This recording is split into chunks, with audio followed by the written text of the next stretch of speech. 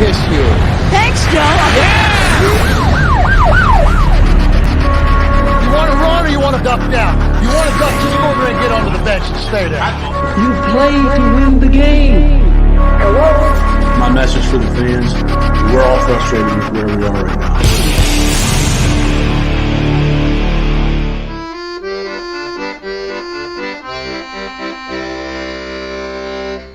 Jets, Jets. What's happening, Jets fans? We are here. I am in a fantastic mood to get into everything with you. This is GreenBean, and welcome to the Thursday Thick of It, the first ever after last year's draft. What do you think of that? It's an historic night, the first Thursday Thick of It that ever happened post the 2022 draft. We have so much to discuss. I can't even wait to get into it with you guys. Not that we haven't gotten into it a little bit, but there are certain angles I think that you have not yet heard, and we are going to get into that. For help with this situation that we plan to get into, let's bring in our co-host, Frankie from Flatbush. What's up, Frankie? I would just like to say one thing, GreenBean. I would Yes. like to say one thing, and that one thing is sauce! You know, Frankie, people wouldn't necessarily think you had that in you, but look at that. You're like a lion. That was fierce. So happy. I'm so happy. Are Can you? you tell it was a good draft, in my opinion? Yeah, well, at least that first pick was. Isn't it great that we have the coach with the greatest post-draft calls too? We got the Dude. coach with the mostest. I made a whole thing at the end of my podcast this week. I closed it out with a little bit of a comparison. I compressed all of the Joe Douglas and Robert Saleh first introductions, like to their phone calls, like Joe Douglas going, "Swaggy Sauce."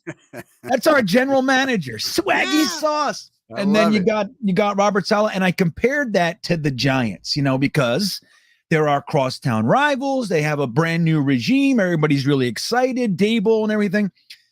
Have you heard their call to Thibodeau? Oh, it was very reserved. It was very respectful. Right.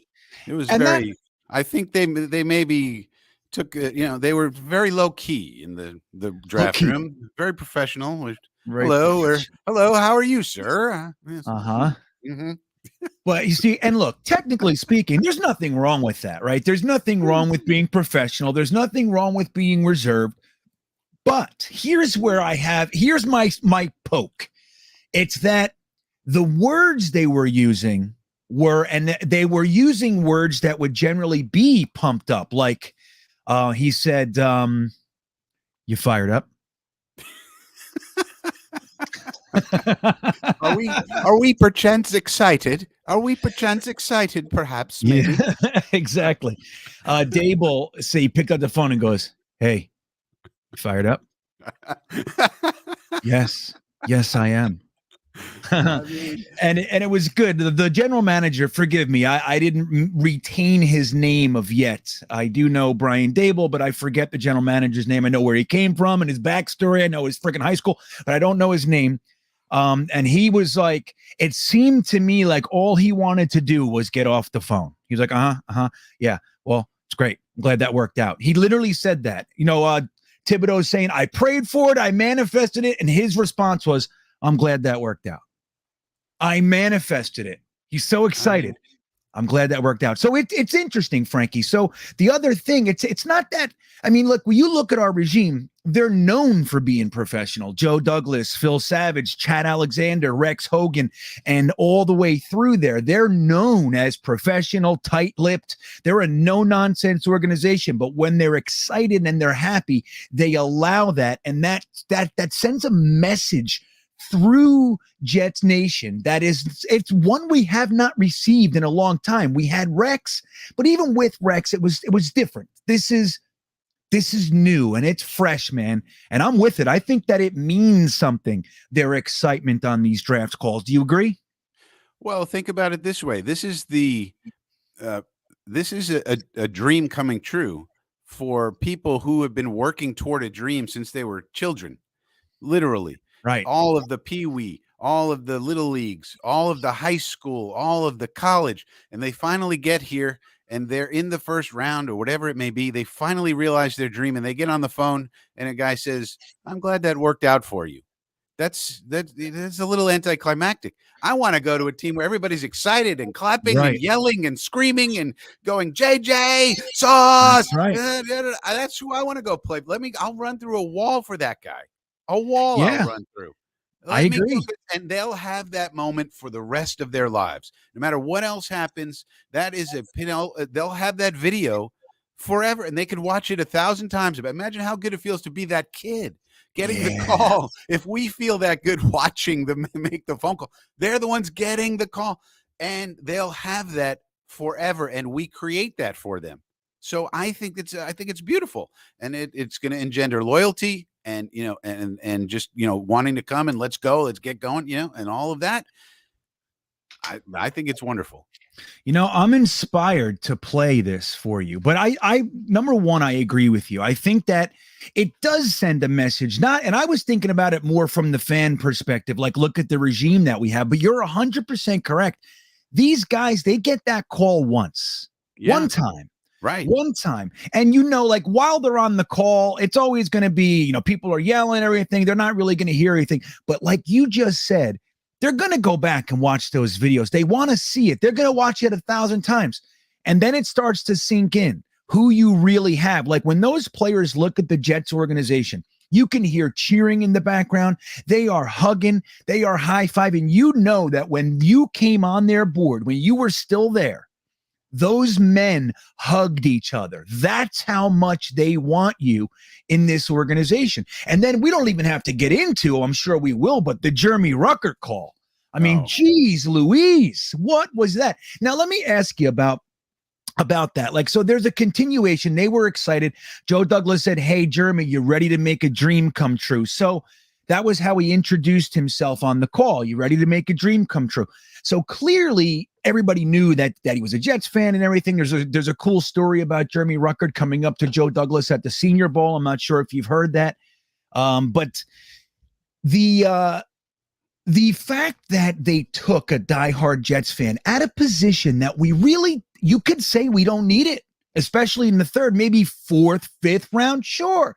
But using the final of our premium picks when there were some very, very utilizable players at positions of need there, the fact that they chose him, do you think that him being a diehard Jets fan had anything to do with it whatsoever? Well, let me put it to you this way, GreenBean. All right, it's the end of the second quarter. All right, you're an offensive lineman or a defensive lineman, and you're sitting there and you're a little fatigued. Your technique is slipping a little. You're a little tired, and in comes Jeremy Ruckert for the first time of the game, and you say, "Okay, great, we got tight end 3 in the game. This is going to be easy." And it's Jeremy Ruckert, and he's wearing the words New York across his uniform. And across his helmet, he has the word Jets. And ever since he was a little boy, those words have meant more to him, perhaps, than anything in the world. And he, in the first place, is a bulldog in the run game, no matter what he's doing. But now he comes in, you're a little tired, your technique is slipping. What are the chances that your face is not in the dirt 2 seconds later? Yeah. Because he's putting you there. And he doesn't get many ops anyway. He's got to make the most of his ops. He's not the starter. He's got to fight for his playing time. And on top of all of that, he's got New York on his chest, Jets on his helmet, and he is going to do everything in his power to make sure whatever he's doing, he is going to do it to the utmost. And if he's blocking you, good luck. Good luck. Yeah, I'm telling you, that's a great point too. That's the thing. Like when you look at the guys that we brought in, like they have said, it started really with Saleh, on an outward level anyway. It started with Saleh at the owners' meetings. He made that point. He said, look, we don't have a single player here that doesn't want to be here. And he used the words overpay. We didn't overpay someone to come here. Everybody here chose to come here. There are no really bloated contracts. So it's not like that's a bunch of just lip service. And when you tack on to that, a guy like Jeremy Ruckert, who, like we saw with his father. I mean, the whole family couldn't believe it when he grabbed that Jets hat. The family went nuts, and the father, the poor guy, he almost had a heart attack. He was like he couldn't even contain himself. Love that guy. Love him, man. I love him. But it's like, again, now there's even another level. Because, like, look, we had Greg Van Roten, right? Now, Greg Van Roten, whatever he became aside, when he came over to the Jets, that was his dream. And if you remember correctly, he actually took less money. His agent was doing the negotiation thing, and Greg Van Roten signed the contract without his agent there. That was the story. He said, that's where I want to go. So stop it. You know, they have a good offer on the table. I'm signing it. And that's the way that happened. And it was really great. You know, hey, he gets to play for his childhood team. But getting drafted by your childhood team is that feeling times 10. Like you're sitting there waiting. You'd be happy to go to anywhere. You know, he would have been happy to go to the Patriots. You know it. You know what I mean? He would have. Hey, I'm getting a call from the NFL. I get to go. But it was the Jets. And that dude, it means so much. So, Frankie, I'm going to play you this. It's about 50 seconds, and I think we're going to have a good time with this. Let me just make sure I do it here again, right? Share. I'm going to go video. Julia, please. Let's see here. This better be it. Check out the Jets versus the Giants. And as always, Frankie, can you hear it? Yeah. All right, here we go. So this is the New York Jets draft calls versus the Giants call. You'll hear the Giants first. Let us know what you think in the chat, and then I'll get to you, Steve T. I see you, buddy. Hold on, here we go. Go Jets. Kayvon, how you doing? Joe, how's it going? You good? Yeah, man, just waiting. All right. You ready to be a New York Giant? Come on, man. I knew it. I was waiting on it. I've been waiting. I love it, man. I love it. I love that it worked out. Kayvon, how you doing, buddy? How you doing, Coach? You jacked up or what? Swaggy Sauce, Gardner. Congratulations, brother. Yeah, let's do it. Let's do this. Let's do this, man. Double J. Yes, sir, I will. JJ! G-Dub. G-Dub, what's up, man? It's Joe Douglas. How you doing? G-Dub! Coach Tyler, how are you? Congratulations, man. We're good? There we go. Reese! What's up? What up, man? So there it is. Do you see it, Frankie? You see what we're saying? There it is. Where do you want to go? You're a player. Where do you want to go? Right. How you doing? Hey, how you doing over there? I mean, or do you want to go Swaggy Sauce? Swaggy Sauce. Dude, that's the GM. Like, dude, that shows true elation. Now, we've talked about this ad nauseum. Everybody knows. As much as I like Sauce Gardner, the player, that was not who I wanted to hear at that moment. But let me tell you something. The talent is undeniable, but when you see how happy the Jets are, they're doing their intel, they're doing all their stuff. They're digging. They come up with this guy. This is the best guy on the board, or the best guy in the draft, and he makes it to you. And what we saw was the realization that it happened. They got him, and that's how happy they are. You don't see GMs saying Swaggy Sauce all that much when talking about players. So yeah, it's exciting. It's like, look, we don't know if Saleh can be a great head coach. We don't know. And as much as I support and as much as I am hopeful, the truth is I don't really have all that much, data to take that side. Like Saleh's going to be great because of X, Y, and Z. He has obviously good things in his history and everything, and I like him, and I like that end of him, but we don't know. But one thing we can say about him is he's a completely different energy than anything we've ever had, and that includes Rex Ryan. Again, Rex was we loved him and all, but he was bluster. Saleh's not doing that. It's genuine excitement for the guys, for the game. And Rex, and I'm nothing negative toward Rex. It's very, very different. It's almost like Rex on a professional level. Does that make sense? Yeah, I mean, I'm the president of the Robert Saleh fan club, so I'm a big fan. But even I recognize that a head coach is judged by his win-loss record. Right. No matter what else he does, he could be a great leader of men, which I think Robert Saleh is. He could be great at hiring coaches, which I think he's done a good job. But ultimately, the head coach, it comes down to wins and losses. And so, even as the president of the Robert Saleh fan club, I'll admit you gotta start winning, and eventually you're gonna get judged on your win-loss record, and that's just the way it is. Yeah. So Stephen T, what's up, buddy? He's checking in. Thank you, Stephen. He says next year, no Johnsons on the draft calls. Did you notice, Frankie, that was one?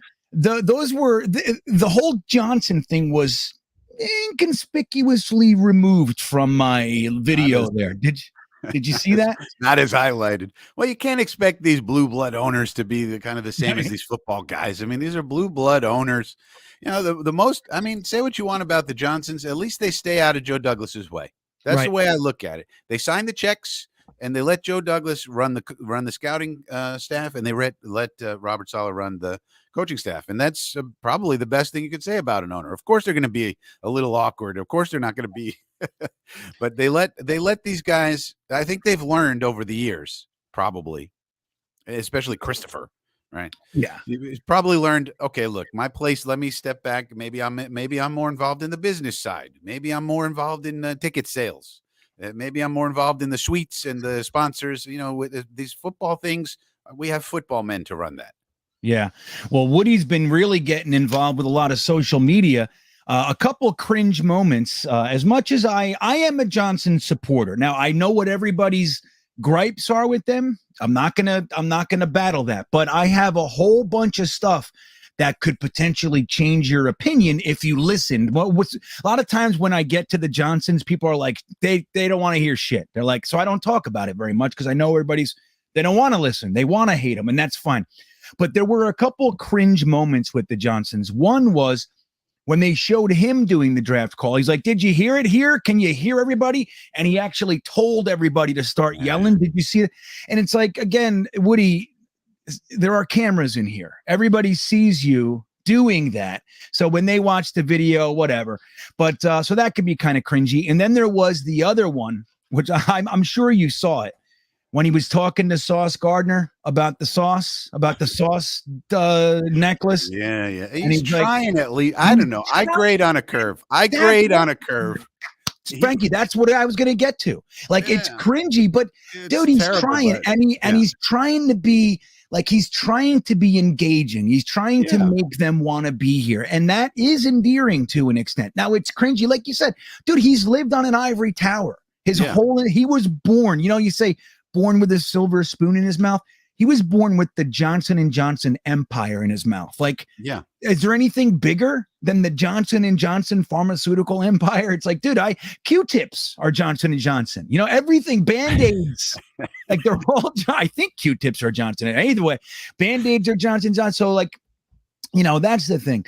And as long as he stays out of Joe Douglas's way and they just keep signing the checks that Joe Douglas wants, he's a great owner. That's it. That's all I want to see. And so far, the whole time, really, Johnson has never been one to not give their idiot GMs as much money as they needed to make bad decisions. I mean, all those bad decisions, all those bad contracts that we've seen, Johnson paid them.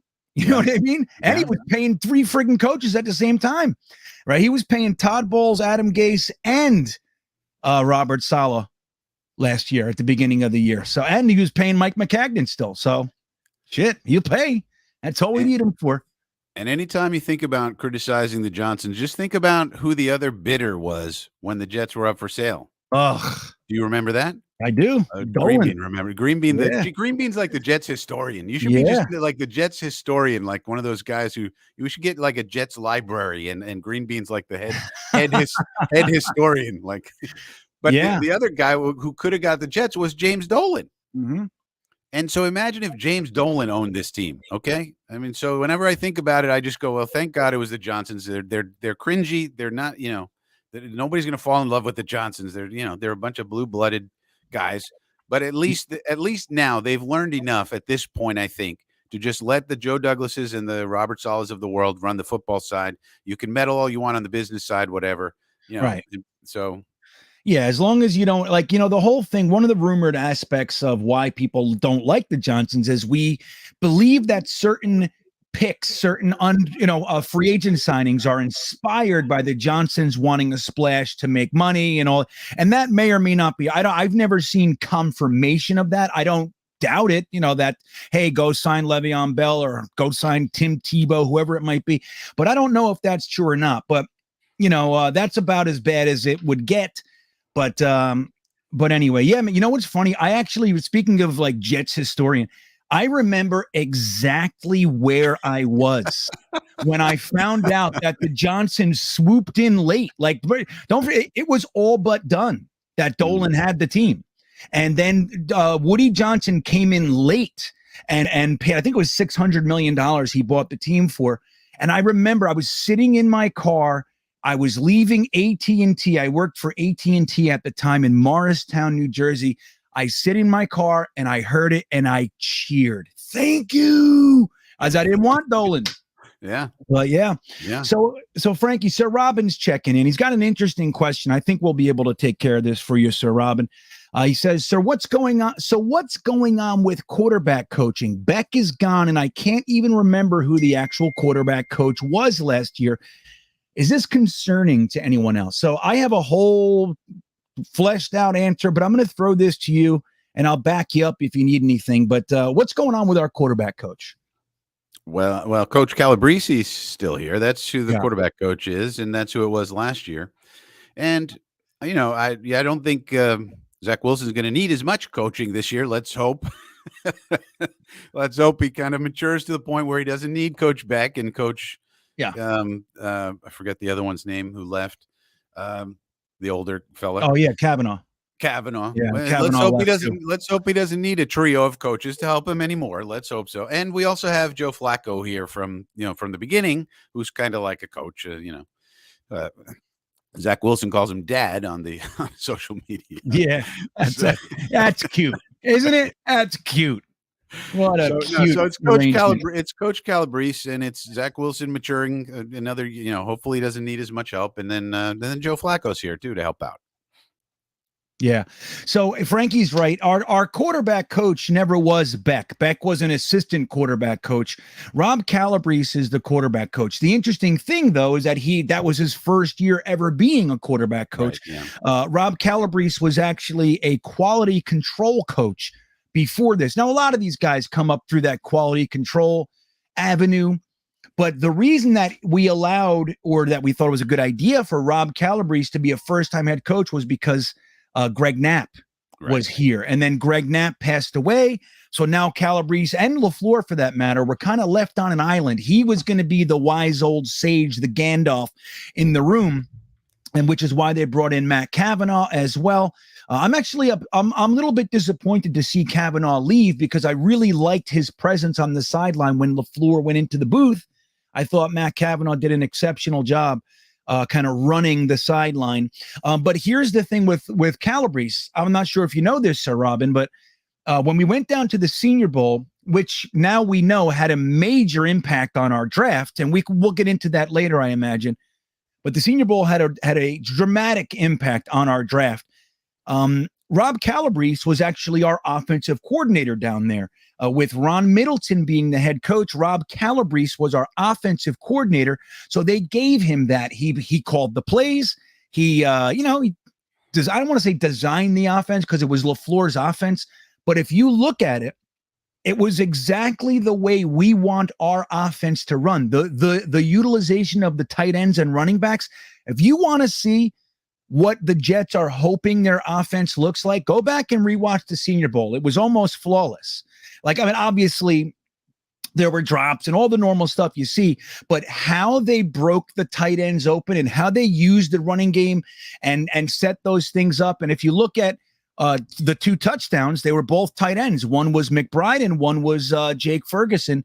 So, that's the thing. They're grooming Calabrese. And I think last year under LaFleur, and I think even more so Matt Kavanaugh, Calabrese learned trial by fire, and I think that's probably it's not fun while we're doing it, but on the other end of it, it's probably a very, very good way to end up learning. It's how I learned how to drive stick shift. I'm not sure if I told you guys, I was 16 years old. Oh no, I was 17 years old, and we were in the Bronx, for the reasons are not important here. We were driving around and my cousin was 16 and he was the one driving, didn't have a license. The cop pulled us over, ripped open the car, the whole thing. I gave him a good story and he let us drive, but only if I drive because I was the only one 17 years old. I said, I don't know how to drive stick. He said, learn. And that's where I learned how to drive stick. And now I am quite the exceptional driver. Sir Robin. So there you go. Scuffed Bottle checking in. Scuffed Bottle 51. I got to say, that's a great name. I like that. Jetnation, be patient in 2022. The only expectation should be improvement. No calling for JD and Salah's head if a slow start. Now, 2023 expectations. Yeah, ... right? Scuffed Bottle. So, yeah, I think that's a good point. I mean, look, we've set up our quarterback about as well as any Jets organization has set up any quarterback. I mean, in history, maybe. I mean, Ken O'Brien had Wesley Walker and Altoon and Freeman McNeil and Mickey Schuler. You can argue Sanchez had Santonio Holmes, Kotchery, Braylon Edwards, and Thomas Jones and everything. So you can argue, but this is about as good as we've seen a Jets organization support a quarterback. So I think a lot of Jets fans, like, what are we hearing? As soon as they drafted Breece Hall, I mean, all over Twitter was Zach has no more excuses. Like he's the one giving excuses. You know what I mean? But so Jets fans are waiting to pounce, Scuffed Bottle. I want you to know that if we do start slow, I'm with you 100%, but brace yourself because if we start 1-3 or something like that, bet your ass they're calling for heads. What do you think, Frankie? You think I'm off base or you think everybody's going to suddenly be really patient and loving this year? No, the media has already set the narrative, unfortunately. And as much as we want to boycott the beat and to say how the mainstream media is not to be listened to, the media has already chosen their tack with this. And you see it with Mike Greenberg and all these people. And it's the no more excuses thing.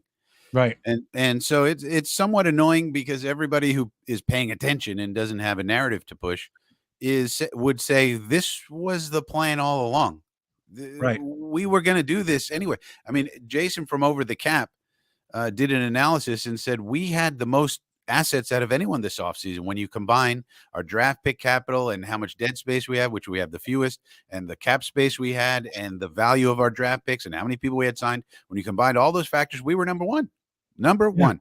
So it shouldn't be a surprise what we've done.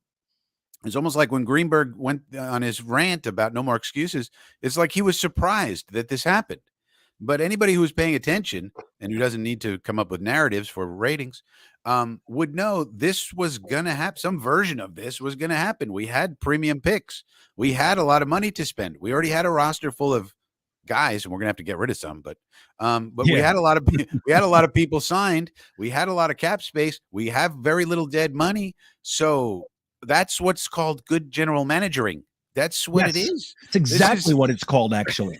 That's what it is. This is exactly what we paid Joe Douglas to do. So anybody who is really paying attention and again and doesn't have a narrative to sell, but would know that. But the media has set that narrative, and unfortunately, when the media sets narratives, a large percentage of our fan base falls right in line with that. So I do think that's something we're going to hear from now until the season starts. Yep, absolutely. I mean, they're waiting, and not for nothing. They're also waiting. Like there are some of their narratives that they've been pushing don't look like they're coming to fruition. One being the Mckay Beckton scenario. We had two beat writers in particular pushing that the Jets were going to take Icky, and when it didn't happen, they still maintained that it was going to be Sauce or Icky. That was remember Mckay Beckton. It really is. It's comical. Now a lot of Jets fans bought into this whole thing that Mckay Beckton's on the trading block. I mean, look, nobody knows what the future is, right? We don't know, but there's very few examples where a rookie comes in, has a dominant year, gets injured, and the team hates him. Like it's very few examples of that. The only thing that even gives it any credence is that it's a different coaching staff. So you can kind of imagine that something like that could happen. Yeah, I mean, look, you just wait. If Mckay Beckton or Denzel Mims does anything incorrectly in camp, you're going to see full articles on it. I want you to know that because they want this narrative. And Frankie did a fantastic video on Country Club Connor Hughes. It's worth every minute, man. I'm telling you, I watched it through, and then I went back and I knew kind of where I wanted to see the side, and I watched it again. You know what I mean? A chunk of it. So it's that good. And look, when you look at examples, you can actually, follow the trail. And you can see it. You can see the picture being painted. You can see all the supporting stuff that they say. They say it. It's like when I'm talking to people on Twitter or Jetnation or wherever, I can tell who they're listening to. Because it's the specific wording of the narratives that they're pushing. So I wanted to just tell everybody that, like Frankie just said, brace yourself because all that stuff's happening. If there's a little bit of a slow start, Zach sucks. Salo needs to get fired. LaFleur's a piece of shit. Joe Douglas should have taken Jameson Williams. Whatever it is, it's coming unless we start 3-0 or something like that. And you watch, if there are certain players, Mckay Beckton, Mims at the top of the list, who don't have a flawless and perfect training camp, you're going to see full articles talking about something they heard in the offseason. So Thomas Cahill, I want to say thank you. I am not old enough to be a historian, Frankie. So why not? Why can't we have a young historian? What's wrong with that? Just a guy. He's well studied. Is that what you're saying? I'm just well studied, well versed. Yeah. Yeah. So Manischewitz Mike checking in. He says, "I love that quote from Pat Kerwin. Did you see that? I made a graphic, Frankie. I'm going to show you right now. As you know, you and I are both Pat Kerwin fans. Now, if anybody doesn't know about Pat Kerwin cut his teeth in the NFL on the personnel side with the Jets. He worked under Dick Steinberg back in the 90s. He was our director of player something, but he was like the contract guy for Dick Steinberg. And so he has literally the best NFL show, him and Jim Miller on Sirius XM every weekday. I think it's 3 to 7. If you want to see what a show can be without the bullshit drama, if you want to just hear NFL talk, the statistics, the techniques, the news, the secret backdoor stuff, if you want to hear all of that stuff every day without the spin, without the negativity, that's the show for you. I want to try to find this. For some reason, can you tell them GreenBean to release their old episodes on YouTube or something? Well, they release it on Sirius. You can go back on Sirius and listen to it. I don't want to pay for Sirius. Oh, the old Hey, I can relate. Because what do they do with the old episodes? I mean, put them out a week later. Why not? What are they saving the old ones for? That's what I never understood. They want everything to be exclusive. I gotta say, StreamYard is for some reason they don't let me show things on the share screen thing anymore. So I don't know what that is. I can do it. I can do videos, but I can't do graph. I don't know what it is. Anyway, sorry. If you guys want to see it, it's on my Instagram and Twitter page. Basically what Pat Kerwin said right after his fantastic interview with Joe Douglas, which is where we learned that one of the things they liked about Jermaine Johnson out of the mouth of Joe Douglas was when they were talking to him about his techniques, they were aware Georgia and then Florida State, they didn't really teach certain things that he was able to do. How did he learn it? And he said, I realized early on that they wanted me to do specific things, and I wanted to expand upon that. So guess where he learned his techniques, Frankie? Where? From YouTube. So Jermaine Johnson went to YouTube and studied techniques that other guys did on his own. So that was one of the things that they liked. But after that interview, Pat Kerwin said, it's tough to be a Jets fan, man, and they're proud of it. That was the quote I took. It's tough to be a Jets fan, and they're proud of it. And we are. Like, one of the things, a little joke that's been running around for a decade or more is that, one thing you'll never find is a bandwagon Jets fan, right? Like that doesn't exist. There's no bandwagon. The bandwagon is broken. Right. So that's the thing. There are no bandwagon Jets fans, and the reason for that is because it's hard to do what we do on a yearly basis. It's hard to be us as far as fans go. We are a difficult, and now on this so end, true. it really is. It's not easy being us. So on the other end, we know who we are.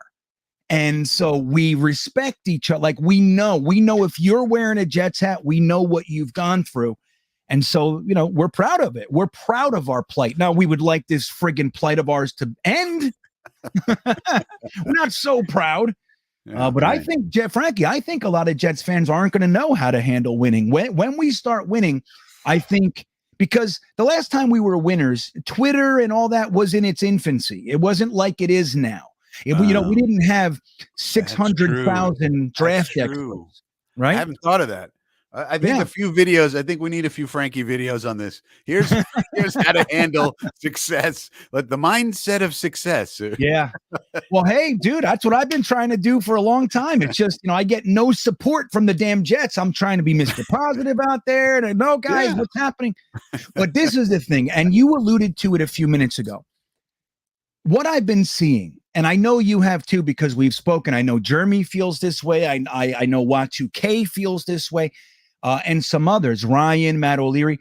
What we've been watching, while a lot of Jets fans have just been unable to see it because the wins and losses aren't in our favor, we've been watching an actual plan. We've been watching a systematic teardown of an organization that was standing on toothpicks. Like it could not, you cannot build on top of this because there was nothing there. So Joe Douglas has torn it down systematically, took a year to evaluate Jamal Adams, Sam Darnold, all this stuff, got rid of the dead weight that had value. He cashed in anything of value that he had. Avery Williamson, Leo Williams, Steve McClendon. He cashed in anything of value that he had. He cleared out the dead cap space that McCagnon left him with, the bad contracts. He even cut Le'Veon Bell without even getting a 7th round pick for him, because nobody wanted the contract. He said, screw it. I'm tearing off the Band-Aid now. I'm going to eat all this stuff now. That's what I'm going to do. Now, in the meantime, we're not winning.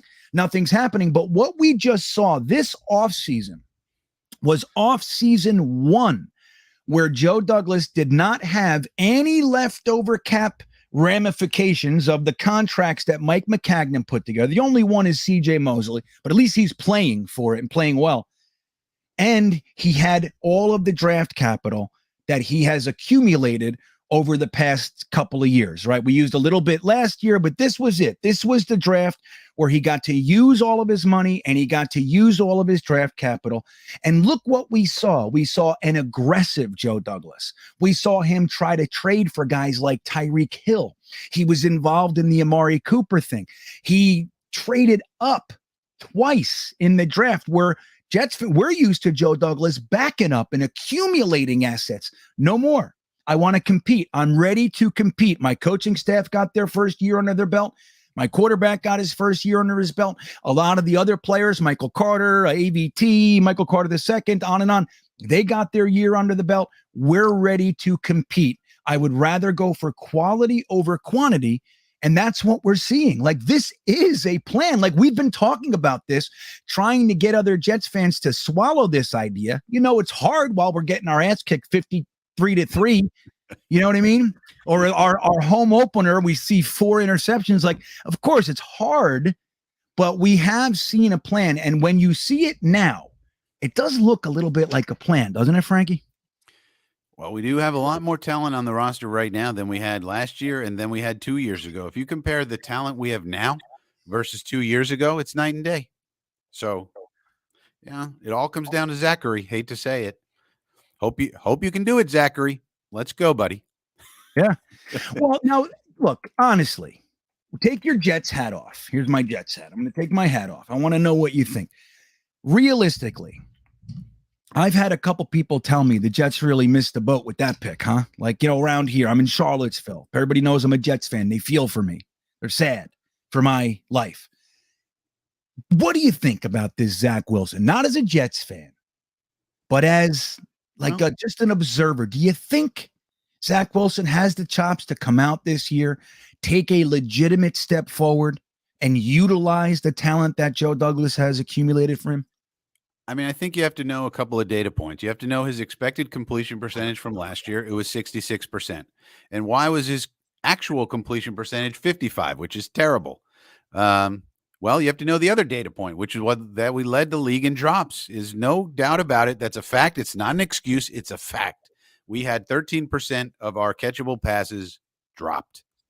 How does that help a young quarterback? And what did we do? And then what did we do to address that? CJ Uzama and Tyler Conklin and Jeremy Ruckert all have extremely high catch percentages, just as an example. So we went out and got the people who can catch the ball, right? For one thing. And so when you know that, and then you know that Zach Wilson has always been accurate in college and high school and everything else, he's always been accurate. And so and on top of that, he's putting in the work. He's working out. We see he's swole up this year. He's more muscular. Okay, he does look good. For the rigors of the season, got that going. And he's putting in the work. He's flying to Tennessee. He's flying to Miami. He's flying to California, flying all over the place to be with whoever wants to improve. Let's go Corey Davis. Let's go Elijah. Let's go Denzel. Let's go everybody. And he's working his tail off. And we know he's a film junkie. So the balance of probability would tell you if some of that stuff just goes back to normal, if the drop percentage only goes back to normal, that's all we don't even have to do great at that. Just go to average. And his bad throw percentage that he should have made last year just goes to average. Right. He's going to be at 65, 66%, and then everything else falls into place because he's still going to have the deep rocket arm. He's still going to have the velocity, still going to have the escapability, still going to have the running ability, which is good, not great. He's going to have everything else.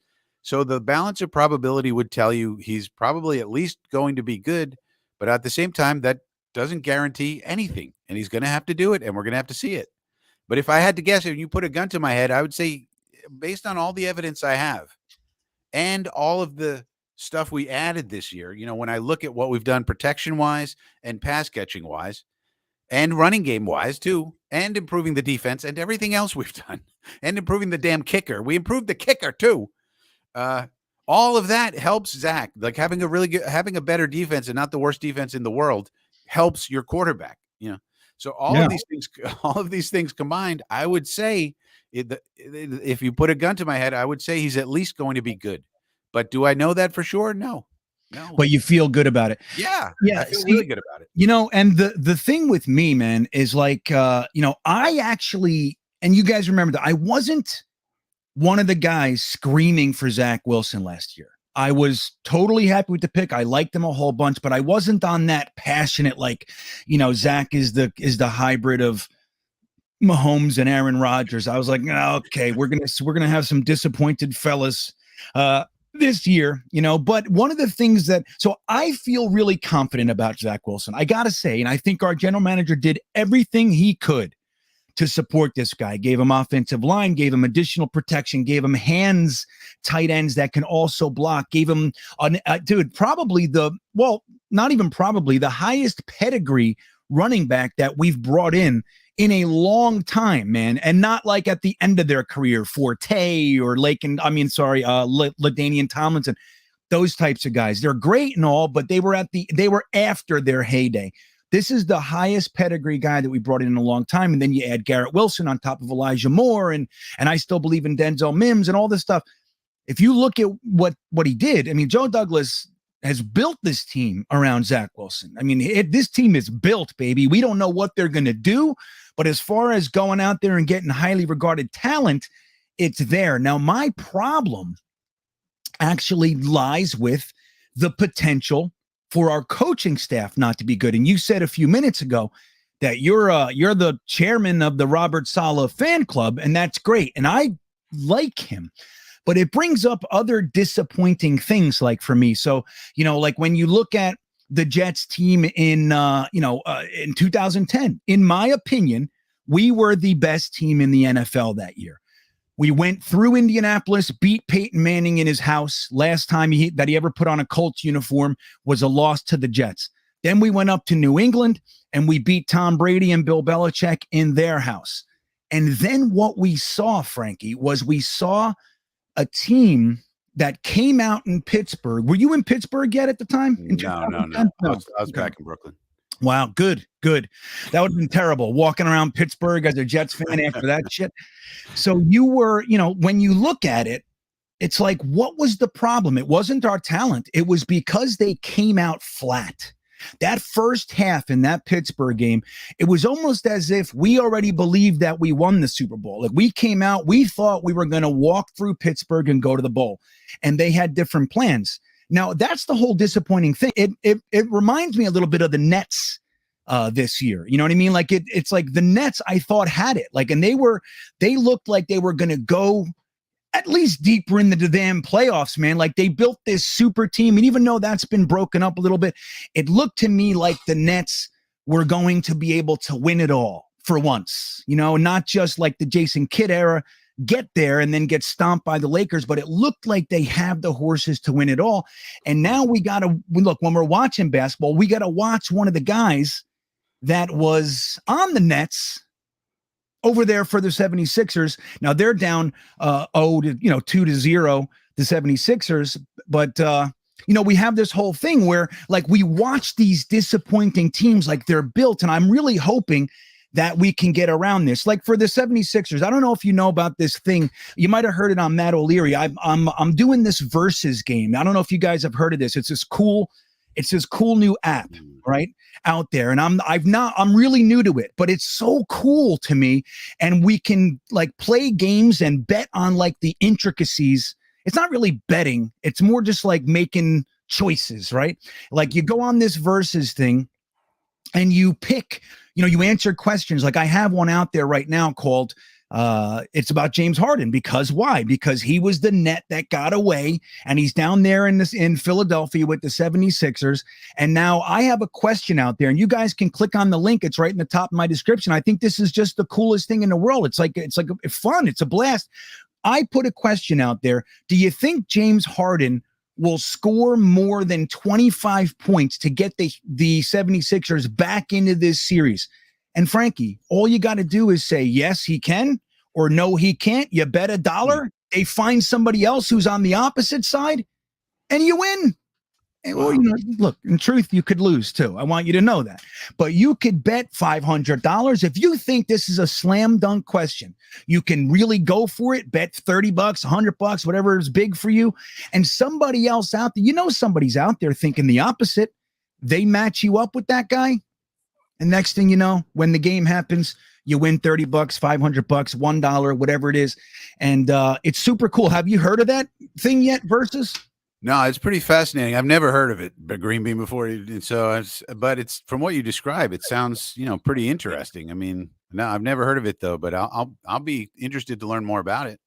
Yeah. I mean, it's new to me too. I think it's fast. When I heard Matt O'Leary talking about it, I thought to myself, oh man, like I got to get in on that. Like, that's just such a cool thing. It's one of those things where I think you can bet on the coin toss kind of thing. Like, will the coin toss be heads or tails? Like, you got to have a defining moment. And the truth is, you can play it for free too if you want to check it out. But anyway, my name is GreenBean. As you know, I'm out there on Versus. I would love to play these games with you guys. I can do like a game a day. I think I'm going to do all kinds of fun games. And picking all kinds of stuff. I'll probably keep it to sports, but I might even do some stuff, Frankie, where it's like, will GreenBean get to 7,000 subscribers before this date? And then you can bet. You can say yes, or you can say no, and then unsubscribe and try to help I don't know. You can do whatever you want. But I think I'm going to do some stuff pertaining to the channel. I'll do it about Frankie. Will Frankie get 500 subs this week? Stuff like that. We can do all that stuff. But anyway, guys, the link is there if you want to play with me. Again, if you want to go on Versus app and search for me, it's just straight up. It's just GreenBean.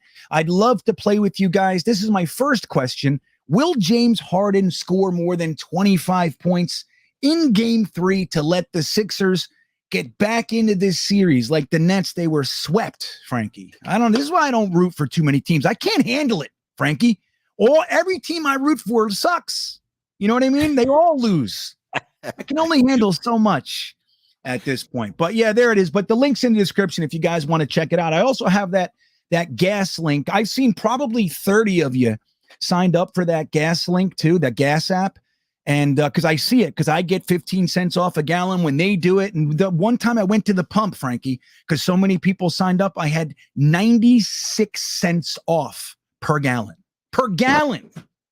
You can't beat that in these hard times. In these hard times. So I ended up getting like, in my tank's 40 gallons. So I got like $40 back. Wow. So anyway, if you guys haven't signed up, again, that's a great one. It's in the description. You can click on that and save some money. But anyway, Edward Ziff checking in. He says, Woody tried to get the Jets a stadium on the west side next to the Javits Center. MSG and Cablevision bought NYS officials to kill it. He did try. Is that why it died? I thought it was for other reasons. Did Dolan kill that? That wouldn't surprise. I think that from memory, I think this is right. I also remember that they probably hired Mike Francesa to go onto the air and be against it. If you remember, Mike Francesa was very against the West Side Stadium for no reason. Like, you know, he would just come on and come up with these ridiculous reasons. And so I think they probably paid Francesa too to control the media narrative. If I had to guess, I don't know. Allegedly. But this seems like something that Dolan would do. Yeah. Yeah, that's a bummer. I mean, look, now they've already built like 3 skyscrapers on that plot. Like that was the old docks. You remember that on the west side there? You can see it from New Jersey. You know what I did? One time I actually went out there, Frankie, and I laid out in the sun on one of the, like there was a girl I was seeing. She little artist in Manhattan. I used to go see her. Sounds like trouble. Yeah, oh, dude, she would take me. She lived in this high rise in the middle of the city, and we would go sit on top of the high rise and make out and stuff. But like, it was really cool, like being in the city. But she took me to one of those rotted out docks, and there was like 100 people out there sunbathing in the middle of New York. I was like, I didn't even know that was here. And anyway, so now they have skyscrapers. That plot of land, they're never building a stadium there now. That was the one chance we had. It would have been cool because that would have been, you know, when you pull into New York City from Route 3, like going into Lincoln Tunnel, that's exactly where the chunk of the skyline that you see right there. And it would have been so awesome to see Jets right there. That's true. That would have been awesome. They should put one in Queens, though. I mean, why can't we get one in Queens or something? Long Island. There's plenty of space out there. That's where it should be. I mean, look, as much as the Jets have a strong showing in New Jersey, you know, that's where I'm from. I'm from I'm the Jersey side. But the truth is our home base is Long Island, Queens. Like that's us. That's the Jets place. That's where Jeremy Ruckert comes from. You know what I mean? So Matt O'Leary comes from there. So I think so too. There was talk about Long Island City for a while. I don't know what happened to that. But that would have been good. Yeah. So I don't know about the stadium, guys. Look, here's what I think, you know, and I'll just say it with, you know, as a matter of fact as I can. I think they've just invested like $1 billion over on the New Jersey side of things with the stadium and the practice center, and they have the airport there. I don't think we're going anywhere. Even if they, you know, when the stadium leases up, I just don't see it. They have an opportunity to split stadium costs with another team. Like there's too much here for them. I wouldn't be. What about the experience, though, GreenBean? You're someone who's gone to a lot of games. And what about the experience of having to drive all the way to New Jersey? I've heard people saying it's a whole day thing. We get there early, we tailgate, we watch the game, then we're in traffic, you know, I don't even know how many hours, 4 hours, 5 hours in traffic. Yeah. Who the hell wants to do that? O'Leary said it took him 4 hours to get back to Long Island after opening day last year. So, well, here's the truth of it. Tailgating is awesome. So the reason that it's all day is because people spend all day tailgating and everything. A lot of stadiums, you can't do that. You know, when I went to Cleveland, there is one parking lot, but there's all these like little parking lots, like 10 cars, 30 cars, that kind of stuff. So it's not that same energy, which is probably why Cleveland sucks so bad. I'm sorry, Sonia, if you're still here. I see you in here, Sonia. I love having Sonia here. Their time is now. Well, their time is now. Yeah, right. Well, if Deshaun Watson doesn't get suspended for the whole year, then maybe their time will be tomorrow. Okay. But some stadiums don't have that. So I think that is an allure You know, that's one of the alluring aspects of being there. But you can also take the train in. The train goes right to it, from what I understand. I was going to think ask you about that. Yeah, I think so. I never took the train in, so I'm not speaking from experience there. But I mean, look, if you had it in Long Island City, all the people from New Jersey, you have to sit in that traffic. I think one way or the other, we're a weird fan base. We're like fractured into the different boroughs, and then you have different states. It's not a simple thing. But one thing I can definitely say is I've talked to a number of New York fans on the New York side, and it's terrible, the traffic in and out of that place, because that place, you have the American Dream Mall now, you have the horse track, sometimes there's a show at the arena, there's a horse racing thing, all at the same time, and it's like you can't get out of there. You can't. It takes hours. I don't even when the game was over, if I don't leave the game early, I sit there for 3-4 hours and eat, because I'm not even doing it. You're going to sit in the traffic. Yeah, it's that bad. Have you never been to a game there? Mm-mm. Wow. No, when I was growing up, we weren't allowed to do things like buy tickets to games and things like that. So I never got into the rhythm. Well, back in the day too, there used to be, you couldn't get a ticket really unless you knew somebody. It was like, from what I remember when I was a child growing up, it was always like, well, all the tickets are sold out, and to get one, you have to know a family who has tickets, and they hand the tickets down generationally, and you have to get on a waiting list and all. So I never got into the habit of going to any game. I've never been to an actual professional football game my whole life. Oh, Frankie, we got to do that. That'll be fun, because now I think you'll appreciate all the, what I mean? You won't get caught up in certain things. You've never been, so you'll be cool with the whole process. Nothing's going to aggravate you because it'll be your first time. They're going to play him, especially if we go to one in Pittsburgh. There you go. Because the stadium's pretty close to where I live. So yeah, Franky Fest. Well, if we go to Franky Fest, I'll contact Kennywood too. We'll make a whole weekend out of it. Kennywood's right there. We'll do a theme park day at one of the best parks in the country, and I mean that, man. Like as you know, I've been to a lot of them. Kennywood is spectacular. And so we'll do a whole thing. Go hang out at Frankie's house. Yeah, I'm hearing that it's week 11. Oh, is that what you're hearing? Not How'd official. you hear that? Through Pittsburgh channels, they're saying week 11 it's the Jets and Steelers, but I don't know. That's not confirmed. Not confirmed. Allegedly. Jeremy, what do you think? You think like it looked like Jeremy wanted to say something, or you think is Frankie crazy, or are you? No, okay. Thought he was. Sorry. So Sneakers to Boots checking in. He says 2020, the anomaly year with Gase. 2021, get the quarterback and receiver. 2022, build the defense, get another wide receiver, weapon, and positional depth. 2023, start of the pipeline. Well, Frankie, we did some pipeline stuff this year with Max Mitchell. We did it with, Jeremy Ruckert is technically pipeline. He's wide receiver 3 at the best. If he, maybe he's over Kenny Yeboah, but he's wide receiver. He's not going to be wide receiver 1 out of the gate. It's just not happening. Tight end 3, you mean? What'd I say? Wide receiver. Yes, I definitely meant tight end. But Max Mitchell's a fantastic pipeline. Yeah. Signing, and so's Nate Herbig. Nate Herbig? Nate Herbig is now in the freaking pipeline, ladies and gentlemen. He's a 23-year-old guy with starting experience, and he's better than GVR. And GVR is like 32. So now Herbig's in the pipeline. This is amazing. So look, just so we know, Frankie just dove right off the deep end into this one. So the Jets today signed a recently cut free agent offensive lineman who is 24 years old, has enough playing experience that you kind of know what he's giving you. And I think it's an absolute slam dunk. It's one of those things where Joe Douglas keeps a little bit of money back, and he says that. So if an opportunity presents itself, I can pounce, right? Yeah. This is one that he pounced on. Now, do you have any stats on Herbig? How many games he's played or started or any of that stuff, Frankie? Well, yeah, I have it all. So from last season, he played 481 snaps. He had 3 penalties, 1 sack allowed. Pretty good. His overall grade on PFF How many snaps? 300? 481. So he's basically a part-time player. He played half the time, basically. 1,000's about, what people play. Yeah. So he played about half the time. He allowed 1 sack. Well, that's good. 3 penalties. All right. His overall grade on PFF was 68.1, and this is a guy who's going to be a backup for us. That's a pretty good grade for a backup.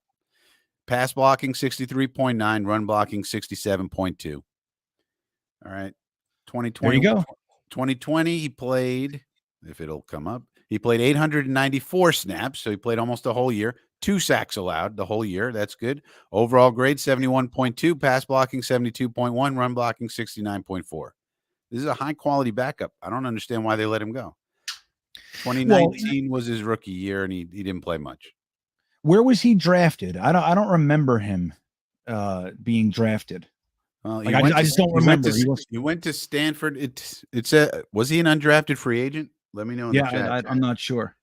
Because he went to Stanford. He was drafted in 2019. It says round selection, and it has dashes, which might mean he was undrafted. But he's 6'4", 334 pounds.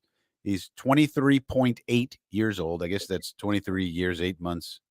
So he's young. He has starting experience. He has good grades. He's from Stanford, so he's no dummy. And UDFA, yeah. So he was a UDFA, okay, who made good. And for a backup, what a pickup. A young pipeline. He has starting experience already. Fantastic. How can you say anything bad about it? Right. I mean, it's a slam dunk. And like you said, I mean, even if the whole thing is just to upgrade over Greg Van Roten on the back end, job's done. It's done. Yeah. He is an upgrade. Let GVR stay here if he wants to be on the practice squad. Yeah, that's fine. Not for 3.3 million or 3.5 million. Look, maybe we cut him, bring him back for 1. Even better. Hey, there you go. You can be on the practice squad, GVR, no problem. I am surprised that LDT is still out there. I mean, granted, you know, maybe he's kind of having difficulty finding that starting position somewhere at this time. But I think like after the draft, teams are going to know what they have. I really thought that LDT would be signed like today. I really did. Or even before that, obviously. But I think this probably takes away that thought of bringing him back. You know what I mean? You got Dan Feeney. We still have Greg Van Roten. And then obviously now we got this fella. I don't know. I mean, do you know what his contract is by any chance? Herbig. I mean, it can't be much. He's still on his rookie deal, and he was a UDFA, so he can't be expensive either. Oh, right on. Which makes it even better. I mean, this is like it's unbelievable. This is I mean, not that this guy's going to the Hall of Fame or anything, but for a backup to improve over GVR, it's like it's fantastic. Yeah. It's a strong move, man, and this is the stuff. So we can look at that and add that to this week's festivities. Like, oh yeah, by the way, we upgraded our reserve guard spot with a guy who has playing experience in the NFL and did a good job. You know, and he's 24. You know, that's the beauty of it. Yeah, that's the beauty of it. Because you could argue, you could say, well, GVR has starting experience too. Yeah, but GVR is 32 years old. Let's have this kid in, and maybe he develops into something more. Who knows? Pipeline. We're talking about Sneakers to Boots is talking about the pipeline. Here's an example. Let's get a 24-year-old who has starting experience and put him in the pipeline. It's much better for the pipeline than GVR. GVR, the pipeline's over for GVR. He's at the end of the GVR, right. GVR is not what you would classify as pipeline. There's no more development with he is what he is. Right. And probably less than that. He's probably less than he is. You know what I mean? He's not going to get any better. That's it. He's 32. He's degrading. Yeah. I am surprised that he's still here. I think I kind of bought into the idea that you had going on that maybe they were trying to throw him in as some capital for a trade to a team. You know, maybe, you're trying to throw a fifth and something like that, and they don't want to do it. You throw on a guard, a backup guard. Maybe they would do it. But obviously that didn't happen. So I don't know. It's interesting. I mean, you might as well keep him. There's probably no advantage to releasing him. So like, Joe Douglas was probably surprised to get a phone call from the Houston Texans saying, hey, but what about that Blake Cashman guy? And Joe Douglas said, oh, yeah, he's on our roster. What would you like for him? Yeah. What do you want to give me? Sure. So he's probably here because there's no advantage to cutting him. And somebody might call him and say, hey, how about that GVR guy? You don't need him anymore. We'd like him. Oh, really? Well, right. I don't know if we can give him up. But if you got a 5th round pickety pick, hey. 5th round pickety pick. That's how Joe Douglas talked. He said Swaggy Sauce. I'm sure he's saying pickety pick from time to time. So Candle Jack checking in. He says, did you see the video of the Jets sophomore message to the Rooks? Did you happen to catch this one, Frankie? Oh, yeah. Loved it. Look right. at Michael Carter. How do you not Yeah. love Michael Carter? All right, let's see. I know Michael Carter has just the It's one of best my energy favorites. about him in the I world. know. He really One of my does. favorites. Yeah. So let's see. If you guys didn't see it, let's play this for you. Hopefully you have sound. Frankie, tell me if you guys can hear this. Mike Carter Hill. Can you hear it? All right, Yeah. here we go. This is the sophomore message to the Rooks today at Voluntary. So here you go. With the sophomore squad. Yes, sir. Hey, man, we just want to let y'all know, man. Work hard. We here. If you work hard, the hard work will pay off. Big time. Welcome to the fam. Say what up, what up, gang? Say what up. Welcome to the fam, baby. What up? There's a lot of touchdowns and interceptions and sacks in this video. That's whoa. Mike Carter Hill here with the sophomore There you squad. go. Yes, sir. There's a lot of touchdowns, interceptions, and sacks in this video, he said. You gotta love the camaraderie. Everybody getting along. Gotta love it. That's right. Look, man, this dovetails really nicely with what we were talking about with Robert Saleh and Joe Douglas and Rex Hogan and everybody. It's the same thing. Guys are enjoying themselves. This is voluntaries, man. This is nothing, they're having a good time. The whole sophomore crew, they're coming back. They were rookies last year.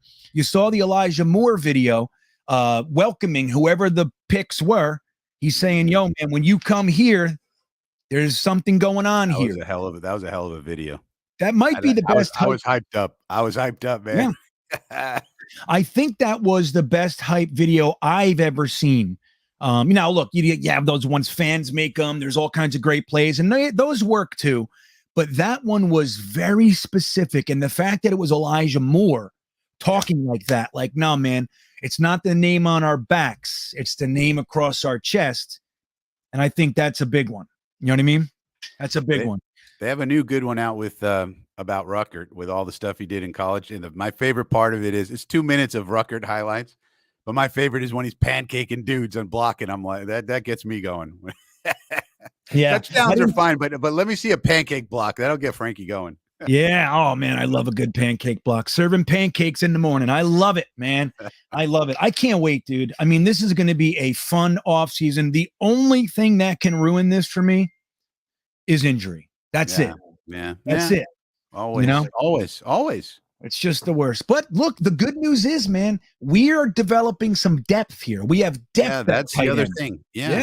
Extreme depth at edge. Right. Extreme depth at edge. Extreme we realized depth. we cannot live without good edge players. That's what we realized last year. We got to have tons of them. And that Michael Clemens character, man, I fell in love with him. I mean, that guy is a son bitch right there. I like him. Let's see what Paris has to say. 1189 Paris. Thanks, buddy, for the super chat. He says, I would be happy if Zach Wilson plays like Mark Sanchez did his first 2 years. Ball control mixed in with some play action. He can become Aaron Rodgers and Patrick Mahomes in 2023. 7 to 9 wins would be good. That's an interesting statement, right? Like Mark Sanchez, they planned around his deficiencies. Remember the pitch count? I mean, not the pitch count, the wristband, and they were teaching him how to slide and all this kind of stuff. 600. I mean, I think we had like 600 running plays that year. Some crazy number. Yeah. Like ground and pound is like, oh, okay, that's really ground and pound. Yeah. So I get what Paris is saying here. I think, look, I have to admit, if that's what happened and we won 10 games, I'm fine with it. Well, yeah. But I have to admit, I think Zach Wilson, he's not a success until he uses that arm of his. And I don't know why. I think he's got such a huge piece of his game. You know what I mean, Frankie? Well, he's a much better athlete. So if we're hoping for Mark Sanchez, I mean, I understand the sentiment expressed here, but really Zach Wilson's just a whole other kettle of fish. All he really has to do is be accurate, as I've said 1,000,000 times, and people probably are tired of me saying it. But he has other things. If you watch the film, as I've been doing of him last year, how many times he escaped the pocket when we couldn't block people and he's running around. That is not normal. He is exceptionally athletic, short area quickness. He's not as fast as a guy like Justin Fields running wise, but his short area quickness is exceptional. So his athleticism and then his arm talent, you got to have a little bit higher expectations than Mark Sanchez. Now, I understand the sentiment that Paris is expressing here, like, let's just slow play it and let's pound the ball and let's play defense. And we should do those things too. But I mean, Yeah, I'd be a little disappointed if all he ever. Well, the Paris is saying, "Hey, Aaron and Rodgers and Mahomes can come later." Right. So that'd be fine. I mean, that'd be like if we saw him improve to 62%, this year. That'd be 7% better than last year, and that's close. And then you could say, okay, he's getting there, not quite what we want, but almost. And then you could say, okay, the next year he's gonna, and that'd be fine. Yeah, that'd be all right as long as we're winning. Right. Technically speaking, I agree with Paris 100%. You know what I mean? Yeah. But we're just talking about it, and he's right. Like, so if this step forward means that this is the year he cleans it up, and he's more efficient. Yeah. And the offense runs more smoothly, and we utilize the running game because it's effective and all that. I have zero issue with it. But ultimately, I am going to want to see Zach Wilson be able to use all of those wonderful tools that he has. And you're right, man. His escapability is legit. Robert Saleh said that at the end of the year, he said, those things that you see from Zach Wilson in the pocket, it's not fluky. That was the word he used. That's actually a part of his skill set. So it's not something, it's like, by the skin of his teeth. No, he's actually very, very good at that. The hope is that he doesn't have to do that every other play. You know what I mean?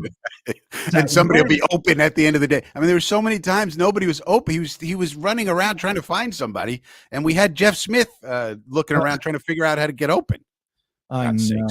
Terrible. I want to say hello to my Aunt Gina. I see that you're in here. She's talking to Frankie. Frankie, you'll love it so much. Fun. Took all my kids' daughters, take her sons. She's talking about the game. So Aunt Gina was at my first game ever with me. We saw the Eagles the year after the Eagles lost to the Raiders, and I think it was 1981 Super Bowl. We went to a preseason game, Jets versus the Eagles. My Aunt Gina was with me, and that was my first live game. So, yeah, thanks, Gene. And there she is. She's saying you're going to love it. Frank, we got to make sure that's a priority for this year. We got to get Frankie into a game. If it's Pittsburgh, great. If it's come on over and hang out, like I'm going to come up for opening day this year. I'm 99% on that, and we're going to plan a whole thing, man.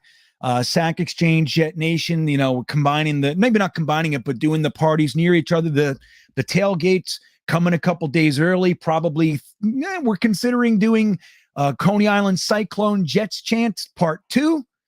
So we got a whole bunch of good stuff planned for you guys. And if Frankie could come to that, that would be fantastic. This way you got no responsibility for anybody, Frankie. You're just a guy showing up.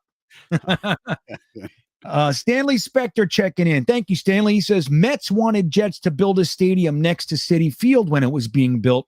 They would have shared facilities connected to both. Shea was Jet Stadium, but Mets treated Jets very poorly. So the Jets didn't want to go back. I think I remember that. There was some talk about a Jet Stadium. Yeah, it would have been great. Spot. Stanley's got it. That's the spot. And Stanley, by the way, is a member of Frankie's Army. Good to see you, Stanley. But yeah, that's the spot, Stanley. That's where it should be. That whole complex. You got the tennis, you got the baseball, you got the football, the sports complex. Make it a whole thing. Yeah, you got the World's Fair down the street. Yeah. Instead of the City of Ashes from the Great Gatsby. Yeah.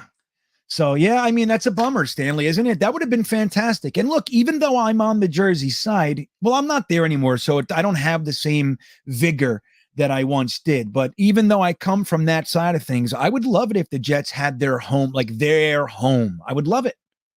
Giant Stadium. Sick of it. Yeah. At least we got their damn name off the stadium. That's the best we could do. Right? I mean, we call the stadium MetLife. When are we going to start calling it Jet Life? What's going on here? I know. It's so silly. It should have been JetBlue anyway. JetBlue was the way to do it. Or Jet Green. Tell them to change their freaking name to Jet Green. You're Jet Green now. You're Jet Green, and you sponsor our stadium. Yeah. Thank you. This is the way it is from this point on. Jets New York 102. Excellent coverage last week of the draft green. Well, thank you. I'm glad you were with us. Man, oh man, were we fried. I just caught up with sleep yesterday. I finally went to sleep. That's so funny. Yeah, I got home, because I ended up having to cancel my Patreon thing, so that loosened up a little bit of the evening later. And I said, you know what, dude? I was going to make a video, and I'm like, go to bed. And I finally did it. So I don't know. I think Frankie streamed all 3 days as well. Did you do the whole thing, Frankie? Were you live for all of day 3, that 8-hour span of no picks? No, after the Jets made their picks on day 3, I called it. I was so fried too, and I was like, and I asked people. I said, "Do you want me to stay on?" They were like, "No." They said no. I said because we got no other picks, and they were like, "Nah, go ahead, get some sleep, Frankie. Go ahead." So I called the quits after that. But I did. The whole first night. The second night was the killer. I thought that was going to be faster. It was like 4.5 hours. Yeah, that was a long one. 2.5, and oof. Yeah, well, at least we had a pick in each round, and the interesting thing, we had like bookends, right? We had pick That was 38, which ended up being 36, and then we traded away and we got 101, which ended up being Jeremy Ruckert. So, at least there was that. It was a very exciting night for us. We had a trade, we got a running back. But what a crazy, crazy pick. Let me ask you about that before I get to LT here in his super chat. What do you think about the Breece Hall pick? Leo Chanel was there. Mckay Beckton was there. And that's just the tip of the iceberg. We had all sorts of safeties. And everybody was there at pick 38. We traded up, lost our 5th to get the running back, the best running back in the class. Now, we talked about it a whole bunch the weeks leading up. But when it happened, how did you feel about that? What was your take? Well, I've been saying for ever since we signed the 2 tight ends that I wanted Breece Hall at 35. That's what I've been saying ever since we signed the 2 tight, because before we signed the 2 tight ends, we were thinking we need that to use 35 on Trey McBride. But once we got CJ and Tyler, we didn't need to do that. So I said, well, what could we do? And I thought, okay, at 35, which turned out to be 36 after all the maneuverings, we got Breece Hall. And it wasn't that I wanted a running back. I wanted Breece Hall specifically. Right. So if Breece Hall was not there, I would say, no, that's not a good pick. But we needed Breece Hall because he has elite vision. And Bleacher Report said his elite vision will make him deadly in our offense. So it's not, that's what they said. And that's what I knew. So that's why it's not that I wanted a running back, and anybody who knocked us on this pick was like, well, you shouldn't really take a running back there. And I would generally agree with that, except this was the perfect running back for us. And so I want the guy with elite vision that will become deadly in our offense. Right. So I like it, in other words. Yeah. And look, like I said, I was so surprised. I think I just put out the clip on Instagram today of our reaction. Boy Green was on with us, and I did our reaction. When that happened, like once we traded up, Frankie, I have to admit, when they traded, I thought the running back thing was off the table. Oh, no, I was going, this is Breece. This is Breece. I thought it was going to be Mckay Beckton because, running back, going running back in the second is kind of risky enough. But to trade up, once they traded up, I'm like, oh, this is for Mckay Beckton. So when they said Breece Hall, the only 2 words I can say, and I said it 3 times in a row, holy shit. Holy shit. I couldn't believe it. Now, was I happy? I was, of course, very happy. Like, again, we explored this. We thought that it was possible. I think most people thought it was unrealistic, and I can subscribe to that. But the idea, like what you just said, this is a guy, man, like LT is saying right here, Breece Hall is the most athletic running back the Jets have ever drafted. Now, when you look at our running backs, let's look at our 1st and 2nd round running backs. We got guys like Freeman McNeil, who was brilliant, wonderful. We have guys like Blair Thomas. Didn't work. And that's it. That's it. That's our 2 first-round running back. At least, before Freeman McNeil, maybe there are probably more. You have like Roger Vick, and he's a fullback and stuff like that. But Freeman McNeil, you can classify Roger Vick. And then you have Blair Thomas. Our 2nd-round running backs, Lamont Jordan. That's the last 2nd-round running back we have. We don't have another. You'd have to put Michael Carter up in there too. Now we got them both on the same damn team. That's the beauty of it. Because in addition to that, he's also the perfect complement to Michael Carter. Those 2 together. So in addition to what Breece Hall brings on his own, which he's also a good pass catcher, and he's also adequate in the pass protection. But then in addition to that, he's the perfect complement to Michael Carter. So it was just the perfect guy. It wasn't that it was a running back. It was the running back that we needed for our offense to make it work even better. So, yeah, Frankie, 56 touchdowns in 3 years in college. When the hell is the last time anybody we talked around the Jets, we could say they scored 56 touchdowns in their career? You know what I mean? Like, it just doesn't happen. The guy had 1,500 yards and change or just under the last 2 years. Plus last year, he had 300 and change receiving yards on 25, 30 receptions. I forget what it was.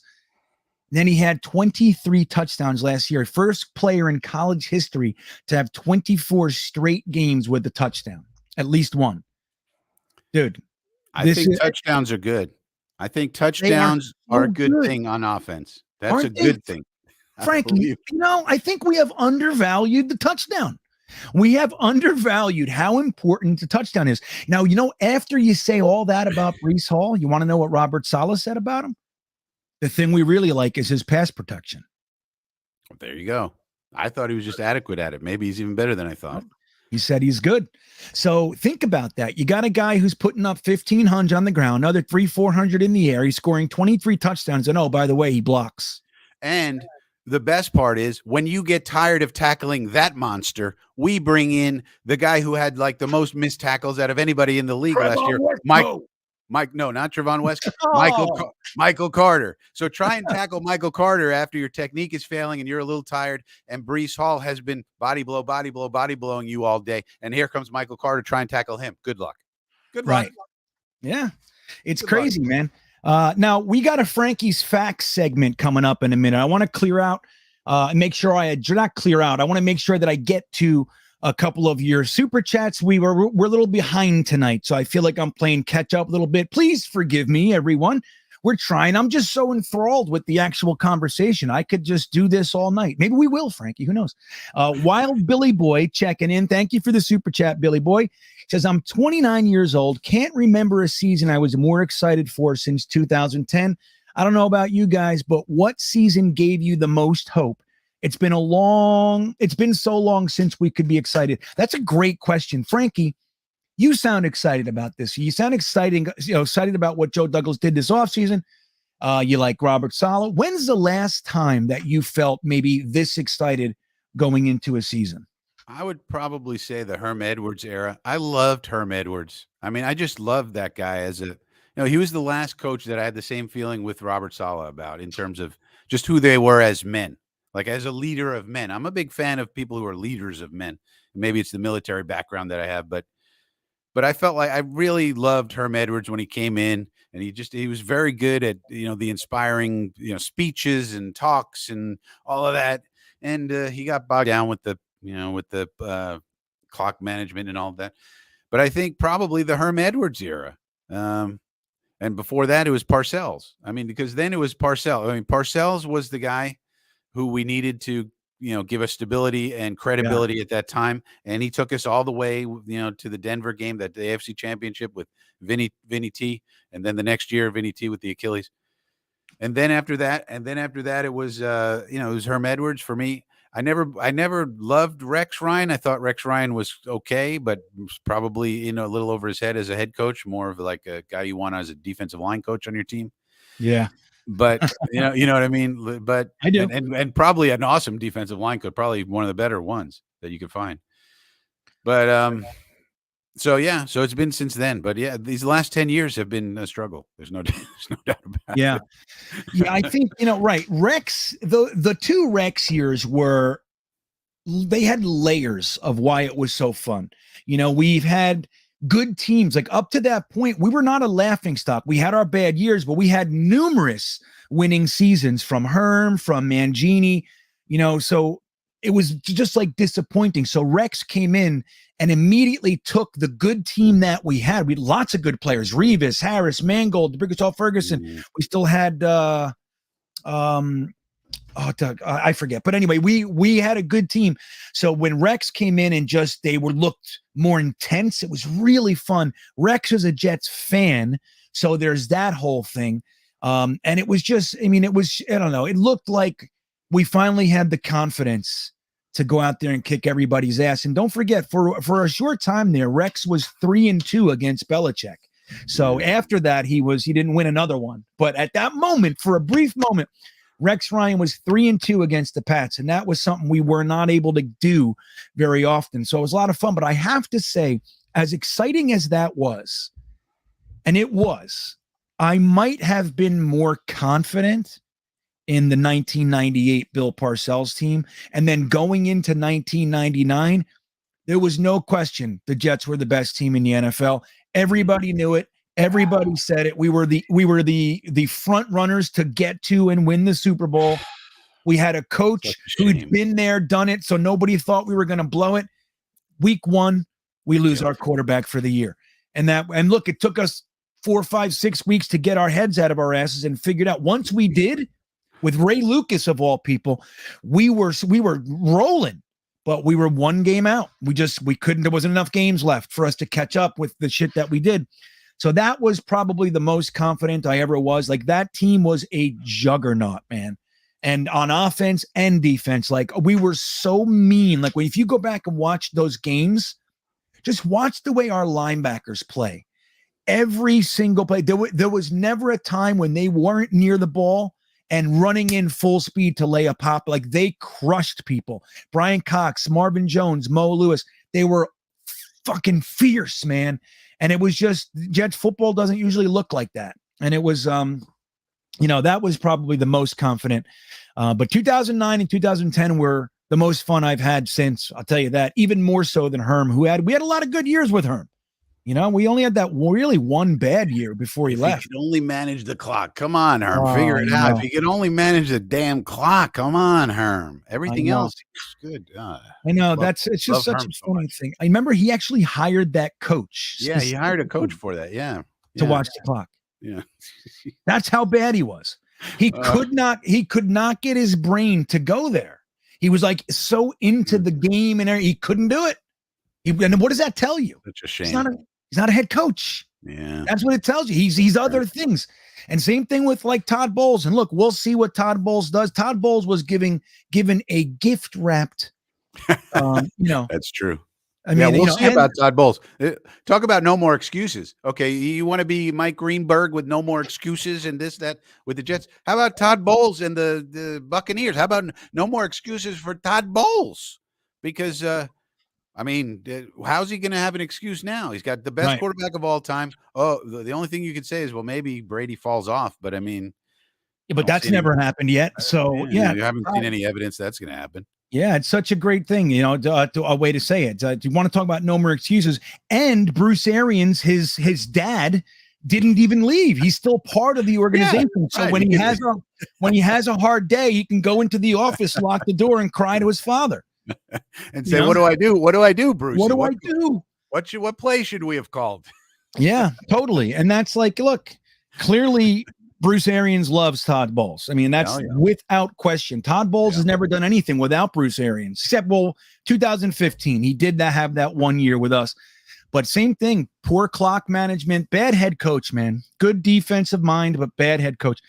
Joe Grana checking in. He says, I am now seeing our yen vision. We are the 49ers scheme, a 49ers scheme being run in a Baltimore team building structure. Fantastic recipe for a time. What do you think of that? I think that's really good way Joe. to put it, Joe. Good job, Joe. That is fantastic. We're like the 49ers without the straight brim banana hands. We don't need old straight brim.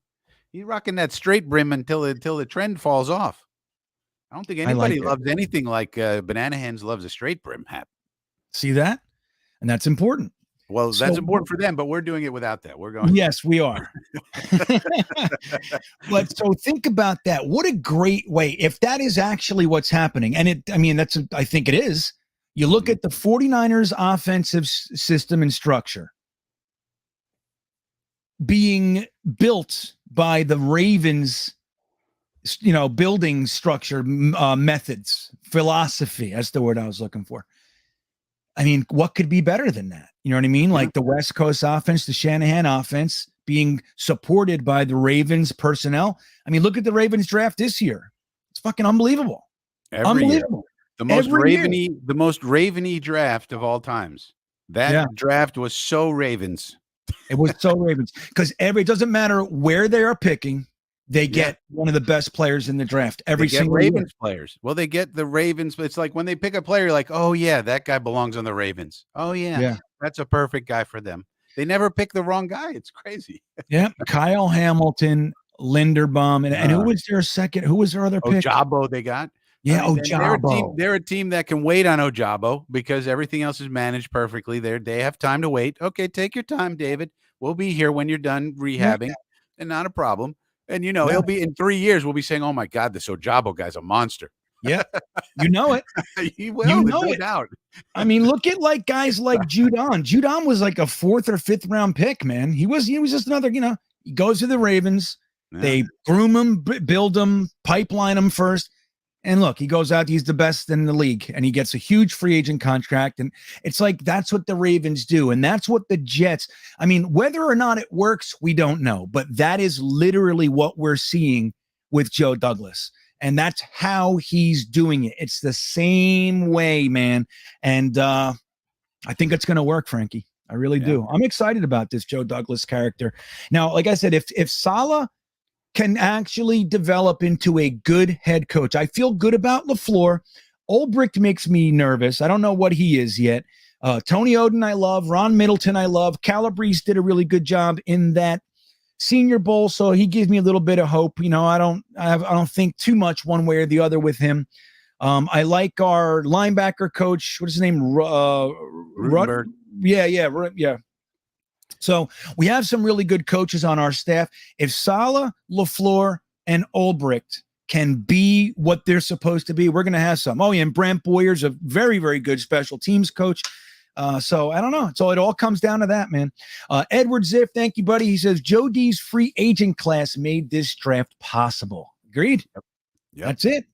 People don't seem to remember. It's all one piece. Yeah. It's like, you look at the first act in a play and you don't go, that play sucked. It's like, no, the first act is setting up the second act. We're going to get there. Just stay with us. And that's what an off season is. Like when you look at this, the free agent class, like Edward Ziff is saying, gave us the flexibility to do what we did in the draft. Look, man, we talked about it since the signing of Conklin. He already signed Uzoma. He signed Laken Tomlinson. And when he signed Conklin, what were we talking about? This actually makes it so taking that shot on a running back in the second, could they do this? Because it kind of rounds things out. It makes sense. Like, why wait till the 4th round? Because you got, we don't take running backs before the 4th round. Why not? You have the liberty. You got the wide receivers. You got the line. You got the tight ends. Why not take the best running back in the class? And that's who fits our system perfectly. He's not only the best, he's the perfect guy for us too. On top of that, like that was why it was so important. Yeah, absolutely. Edward is 100% right. Great point, Edward. Yeah. So let's now look. We talked about Breece Hall, and I want that to look. We didn't really talk about Jermaine Johnson too much, but we talked about the draft class. We talked about Breece Hall ad nauseum. Now we're going to get into some tight end action with you. And for that, you guys better brace yourself because we haven't done this in a couple of weeks. But tonight we're going to, wait, let me take this comment off. Hold on. Tonight we're going to, with our wonderful segment, Frankie's Facts. Frankie's Facts. Yeah. It's always the voice on that gets me. What's up, Frankie? What do you got for us? Let's do a little player comparison. Let's do a comparison between player A and player B and see if people can know who these players are. Player A and player B. Player A is 6'4", 247 pounds. Okay. And their college stats, we're going to take a look at their college stats. As a freshman, caught 5 receptions, 108 yards. Okay. All right. We're doing a comparison. All right. Just forgive me. Player A is what, if you don't mind, humor me. Start over. 6'4". 6'4". 247 pounds. That's his measurables. In his freshman year of college, he caught 5 passes for 108 yards. In his sophomore season, he caught 1 pass for 25 yards. In his junior season, he caught 20 passes for 290 yards. And in his senior season, he caught 22 passes for 314 yards. So not exactly a ton of production. Okay. Player B, for comparison, is 6'5", Okay, so an inch taller, 252 pounds, so about 7 pounds heavier. And in his freshman year, he caught 1 pass for 13 yards. In his sophomore season, he caught 14 passes for 142 yards. In his junior season, he caught 13 passes for 151 yards. And in his senior season, he caught 26 passes for 309 yards. His total production for his 4 years at college was 54 catches for 615 yards, whereas player one was 48 receptions for 737. Who are these two players? All right, chat. What do we got? So we got player A and player B in college. Now their production sounds very similar. One with 48 catches, one with 52, was it? Yep. They're about the same height. There's an inch or 2 inches difference. The 7 pounds difference. Who do we think we're talking about here? You want to give them one and let them figure out which one of those is who? Or what do you think? How do you want to do this? Some people are saying, some people have the right answer for player B. So what do we want to give who player B is? Some people have it. A lot of people have it wrong. Okay. So who's player B? Player B is, in fact, like a lot of people have said, Jeremy Ruckert. Correct. All right. With all those people. So do this. Jeremy Ruckert stats. Blow through them again, just so we have it clear. This is Jeremy Ruckert now we're talking about. Right. His total, let's do his total for his career, 54 catches, 615 yards. First year of freshman, 1 catch, 13 yards. Sophomore year, 14 catches, 142. Junior year, 13 catches, 151. And then his senior year, he caught 26 passes, 309. Okay. So now give them, now that they're paying attention, like Hawk said, wait, do it again. I wasn't paying attention. I get it. I know. I'm like that too. So do player A again so we can kind of get them. We have some people. I see Wesco. I see Yaboa, Gronkowski. Go ahead. Player A, by comparison, his total career had 48 catches for 737, whereas Ruckert had 54, 615. And in his first year, player A had 5 catches, 108. Second year, 1 catch, 25 yards. Third year, 20 catches, 290. Fourth year is senior year, 22 catches, 314. So very similar. All right. I see people saying Uzoma or Conklin. I see Conklin, Uzoma. I see Gronkowski, Stephen Hill. Waller. People are saying Waller. Is it Waller? I think Iowa's. I see one right answer. I think There's it's a couple right answers. There's a couple right ansers starting to come in. Yeah, it's not a contest, Iowa. You're not winning anything. You don't got to get all crazy. He's like, hey. So George Gillen got it before Iowa, right? Iowa, isn't that what happened? He's gonna lose it. So tell us who it is. It is, in fact, George Kittle. Now, I'm not comparing them. I'm not saying Jeremy Ruckert is George Kittle. Nobody freak out. But it is very interesting how similar they are. And then consider this. George Kittle went to the San Francisco 49ers. Do we have anything in common with the San Francisco 49ers? I wonder. Oh, yeah. We run the same exact system. So look at I think that bodes well for Mr. Ruckert. I'm not saying he's going to be George Kittle. I'm just saying it's very interesting when you look at how Kittle was used in college and then he came into the NFL and they used him totally differently and he exploded basically. Well, what an interesting thing. George Kittle was a 4th round pick, right? If I remember correctly. 5th round pick. 5th round pick. Pedestrian numbers. Good blocker. Right. That's what they said. Good blocker, just like they say about Ruckert. Hey, very good. Bulldog in the run game. Good blocker, bulldog in the run game, decent hands if you need them. You know, you can catch a pass here or there. What are they saying about Jeremy Ruckert? Same thing. And like Frankie just said, why it's such a good comparison, other than the stats are they're very, very close. The size is very close. The weight's very close. The numbers are very close. The round is, they're mid-round picks.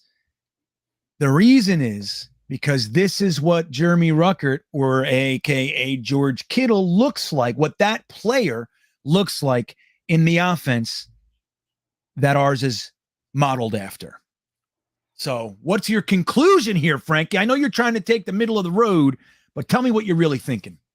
Well, I just think it's interesting. I mean, it could be that. I mean, I don't think Ruckert is tight end one right off the bat. He might prove to be. Who knows? Maybe I'll play everybody. I don't know. But I just think it's interesting that if you have somebody like that and you use them in our offense, look what they can do. What can CJ Uzomah do? What can Tyler Conklin do? Maybe we have the greatest tight end trio of all time. Right. Maybe, dude. And maybe we start seeing 13 personnel. Why not? We're going 3 tight ends. GreenBean's going to love it. Oh, my God. 3 tight ends on your ass, and we're going to block like you never even knew what was coming. If I see 13 or 23 and we're not in the 10-yard, in the red zone, on the goal line, dude, I'm going to lose my marbles. Hope everybody likes breakfast. Yeah. Hope everybody likes breakfast, because that's right. We serving pancakes all day long. That's right, man. Oh my God, this is such an exciting thing. And guys, wouldn't it be great? Wouldn't it be great if we suddenly had a running back who could be like the face of the offense, like years past, Curtis Martin, right? And a tight end that can be like one of those top 3 or 4 tight ends in the league. Like having that identity, like they're going to punch you in your face. You had better watch out for these 2 guys. And then, by the way, right, when you pay attention to them, we have Elijah Moore and Garrett Wilson and everybody else out there as well. Oh my God, the potential is incredible. It's incredible. And then let me tell you this, while we're talking about personnel groupings, here's one where we take all of those people off the field, GreenBean. You won't like this, but listen to this. We're going 10 personnel. We got Corey at the X. We got Garrett Wilson at the Z. Now, we don't have a Y, but we got an A and a B. I got 2 slot receivers. We'll call them A and B. Elijah Moore's in 1 slot. And Denzel Mims is in the power slot, I call it. Yes. And now how are you going to guard that? How exactly are you going to guard that? Who's going to guard Denzel? A cornerback? He's going to run you over. Who's going to guard Elijah? Safety? Good luck. Who's going to guard? Okay, we're going to play zone. Okay, Garrett Wilson is in the 97th percentile getting open against zone. Good luck. There you go. How can you guard that? And that's the thing. Now, if you can actually, like, this is something that we always hope when we hire coaches, that they will be able to scheme for the team they're playing. Right? So if it's a team with a whole bunch of stud, cornerbacks, guess, okay, great. You bring in your 13. If there's somebody that, their linebackers are bigger and stronger, they do a real good job covering the tight ends. Okay, you bring out your 10 personnel. Both are equally effective. Both are stocked with high caliber talent. Dude, it's crazy. I think Jeremy's getting excited. I don't know if it's for this. He's freaking out. Jeremy, when I bring you on a little bit, I want to make sure that we remember. I want to know what you're laughing at. Is it Frankie getting all excited? It is. So that's exciting. So you see that, guys. Again, Frankie's not saying necessarily that we have the next George Kittle. What Frankie is saying is that we have the next George Kittle. That's what's going on here. Do you understand the difference? We got Kittle Jr. We got Kittle Jr. He is bigger than Kittle. And I saw my friend Super in the chat saying about his speed. We don't actually have a 40-yard for Ruckert. He didn't run a 40. No. So we don't actually know, at least as far as I can tell, what his 40 is. But I don't think speed is really the thing with Kittle. I mean, he's a blocker who can catch the ball and he'll run your damn ass over. I think Ruckert's kind of the same way. He knows how to get open. He can block your face off. He knows how to get open. His hands are a lock. And when he has the ball in his hand, he doesn't want to go down. That's what you want in a tight end. And that's what we have. Brandon saying little Kittle. Brandon saying little Kittle. Ooh, I like that, Brandon. Little Kittle. Pretty good. That's pretty good. All right, I'm going to bring Watu-K on in just a second. I want to get this super chat. And then Watu-K is going to come on. And Frankie, I know you have a video out for this.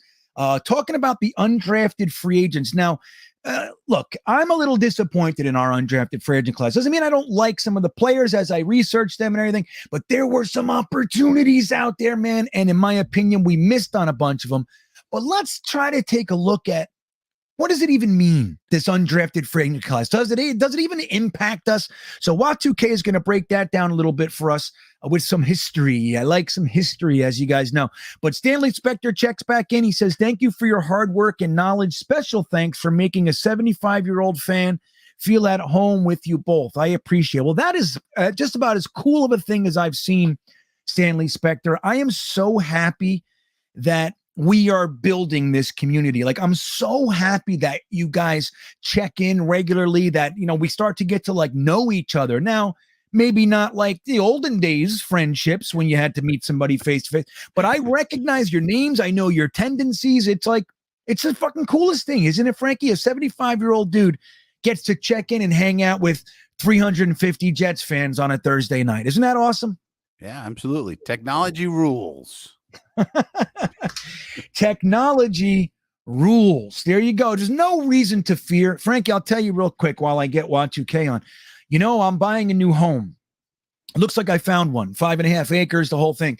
And one of the things I'm looking at, do you know that they have not solar panels anymore? They have roofing shingles that are solar panels. So I can re-roof my house entirely with solar. Technology does rule, Frankie. Are you going to have one of those rooms with the battery in it, so the solar goes into the battery and it's a room in a room and all that whole thing? That's what I think. I mean, you got to store your power. That's pretty awesome. Yeah, it is. Okay. So let's bring on Wat2K again. We're going to get into some undrafted free agent conversation. This is a huge part of the drafting process. And for that, let's say hello to our good buddy, the president of the Virginia Jets fan club himself, Wat2K. There he is. What's up, man? How you doing? Good. It feels like it's been a long time with the draft last Thursday, you know? It's good to be back. Yeah, it's right, because that was our night. Instead, we had to watch the draft, and we couldn't hang out like this. We had all the things to do. So it's been 2 weeks. 2 weeks. You guys did your streams. We hosted our party, and we had a hell of a time. It was fantastic. I'm still waiting for my friend Luis, who's in the group. He took some video. He's still doing some editing, but I'm looking forward to releasing that on YouTube pretty soon. But it got pretty crazy. Yeah. Now, Wat2K, when you say releasing it on YouTube, you have a YouTube channel now. Is that accurate? I'm starting to put some content up. I thought about doing a draft recap sort of thing, but I wanted to include the video because, you know, everybody's doing their own draft opinions. I wanted to do something that was a little bit different. So I like to be able to put some video. You can do it naked. Do it naked. No? I'll get viewers by the dozen. All the Russian bots will come right out for that one. See, well, I'm just trying to help. It worked for you, but why don't you let everybody, why don't you let everybody know where that channel can be found real quick before we dig into your information for us? Yeah, so the channel is just like my screen name says, Wat2K99, WA2K99, just like that. It might be Jets focused. I might take it in some other directions, other sports directions. You never know. You know, there's so many great Jets content providers. It's like, you know, I don't want to be a lesser version of anybody else. I want to be find what the best version of me is and go with that. So. Well said. So, but you guys know him, Wat2K, president of the Virginia Jets fan club, contributing member of GreenBeanJetsFan.com and of this stream. So if you have it in your heart, go over there and give him a little sub, support him. He's one of us, as you guys know. So Wat2K, we were talking earlier about some undrafted free agents. Why don't you let us know what it is that you've compiled, and then so we can get into it here. Okay, so I did two things. Number one, I went back all the way back to 2011, looked at how many undrafted free agents we signed, and who among those players became at least a notable name, like a name that the average football fan or the average Jets fan might know. And then I went back to about 30 years and did who I consider my top 5 undrafted free agents by the Jets. So a 5-to-1 countdown too. Oh, awesome. Okay, let's get into it. All right, so let's go back all the way to 2011. A long time ago, we signed 16 players, 16 undrafted free agents. The only notable name on that list is Nick Bellore, who has carved out a nice career as a special teamer, moved on from the Jets, went to San Francisco, Detroit, still in the league. I remember Nick Bellore. Rex Ryan liked him a whole bunch. He actually got injured, and he was supposed to get, he was going to get a prominent role because of some situations that happened, and he ended up getting injured. And I remember the beat made sure that we saw him riding the bike at practice every single day. They didn't like Nick Bellore very much. So yeah, okay. Yeah, there you go. So that was the only one of note. It was the only one that we would know. Yeah. I mean, maybe a guy who caught one pass in like a preseason game, but I'm talking about a guy that we might know from the roster. All right. 2012, we only signed 7. We went from 16 to 7, but we signed one particular player by the name of Damon Snacks Harrison. I'd say that worked out very well. And that's 2012. So this is still Tanny. That's who it is. Still Tannenbaum. Finding snacks out there. Not bad. That's right. Yep. Just recently retired this offseason, I believe. So legend. 2013, we signed a lot of players. We signed 17 players.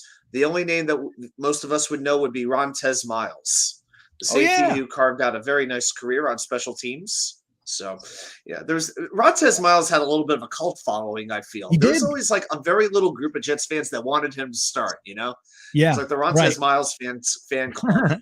Right. It was like Brett Ratliff. He had his, there's always that guy in preseason and training camp that a certain faction of Jets fans really loves. Yep. Rontez kind of like Miles. Kenny Yeboah, to be honest. I mean, there's a few of us who love Yeboah, but he's our guy. He's our guy, but hey, we loved him before the draft too. So there's all that sort of stuff, it carries over. It's better. It's more legitimate. All right. 2014, we went back down to 8. So we're really yo-yoing here. 16 pick, then 7, then 17, then 8. 2 guys. So that stuck out to me. One was Brent Qualley, who's, a backup offensive tackle for a couple of years. Yep. The other guy, and I got to be honest, I didn't even know the Jets ever had him. Kerry Hyder, the defensive lineman who went on to San Francisco. He's now entering his 7th year in the league. The Jets actually had him for a couple of months. Yeah, we cut him. Yeah, we don't need this guy. Yeah. So I don't know how many of us knew Kerry Hyder was a Jet, but he was. 2015, not too exciting. We had 10 guys. We signed 10 guys. The most notable one is Julian Houseware, who was like a fullback / linebacker. I don't remember him. Yeah, that was the best name I could find out of that list. 2016, this may have been our best one in a while. We signed 13 guys, and 4 of them I thought were pretty notable. Some better than others, but Lawrence Thomas, Jalen Marshall, Doug Middleton, and Robbie Anderson. Doug Middleton. I like Middleton. Yeah. Yeah, sure. And Robbie Anderson, you said. Yes, that was the year we signed Robbie. Interesting. Right. Now, as we know, Jets fans fell deeply and passionately in love with Robbie Anderson for good reason. So we did. So that year we had 4 notable, but really one that rose out of there and had himself and became like a legit starter. Right. Okay. 2017. 2017. We had 11. We signed 11 guys. 2 of them became decent NFL players, but not for the Jets. One was Ben Braden, who became like a career backup offensive lineman. I think he was in Green Bay most recently. And Anthony Ferkser, the tight end, who went on to the Tennessee Titans. Another guy we cut practically immediately that has carved out an okay career. Yeah. Just decent career. But especially for a team that never has tight ends, you'd think maybe we would give somebody a shot. Yeah. Yeah, hey, I mean, it would have made sense, but when you have the Ryan Griffins of the world, why would you need an Anthony Ferkser? Right, exactly. Well, good point, man. Nice. All right, 2018, we signed 14 guys. The only one of any note is Frankie Louvu, linebacker we had for like 3 or 4 years now in Carolina. And then we're getting more recent. 2019, we signed 16 players. 2 of them we would know, Jeff Smith and Kyle Phillips. Jeff Smith still around. Kyle Phillips, who knows? Who knows? Kyle Phillips. He didn't sign. I that's the one I never understood. But then now, if you look at our defensive line and the depth we have, it's like, oh, okay, we were going to upgrade anyway. I guess there's no room. Yeah, there's no room. But still, in honesty, I thought they were going to go for Kyle Phillips over Nathan Shepard. That's what I thought too. Yeah. And Nate Shepard. Solid. Shepard is a solid guy. They like the way it is. He's the king of strain. Yeah, that's what they say. Yeah, so Saleh, you got to give Saleh his guys. You know what I mean?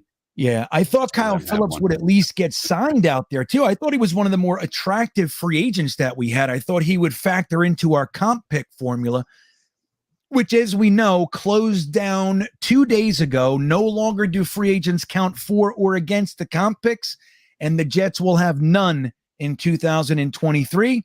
We'll dig into that conversation another time, but worthy of noting now.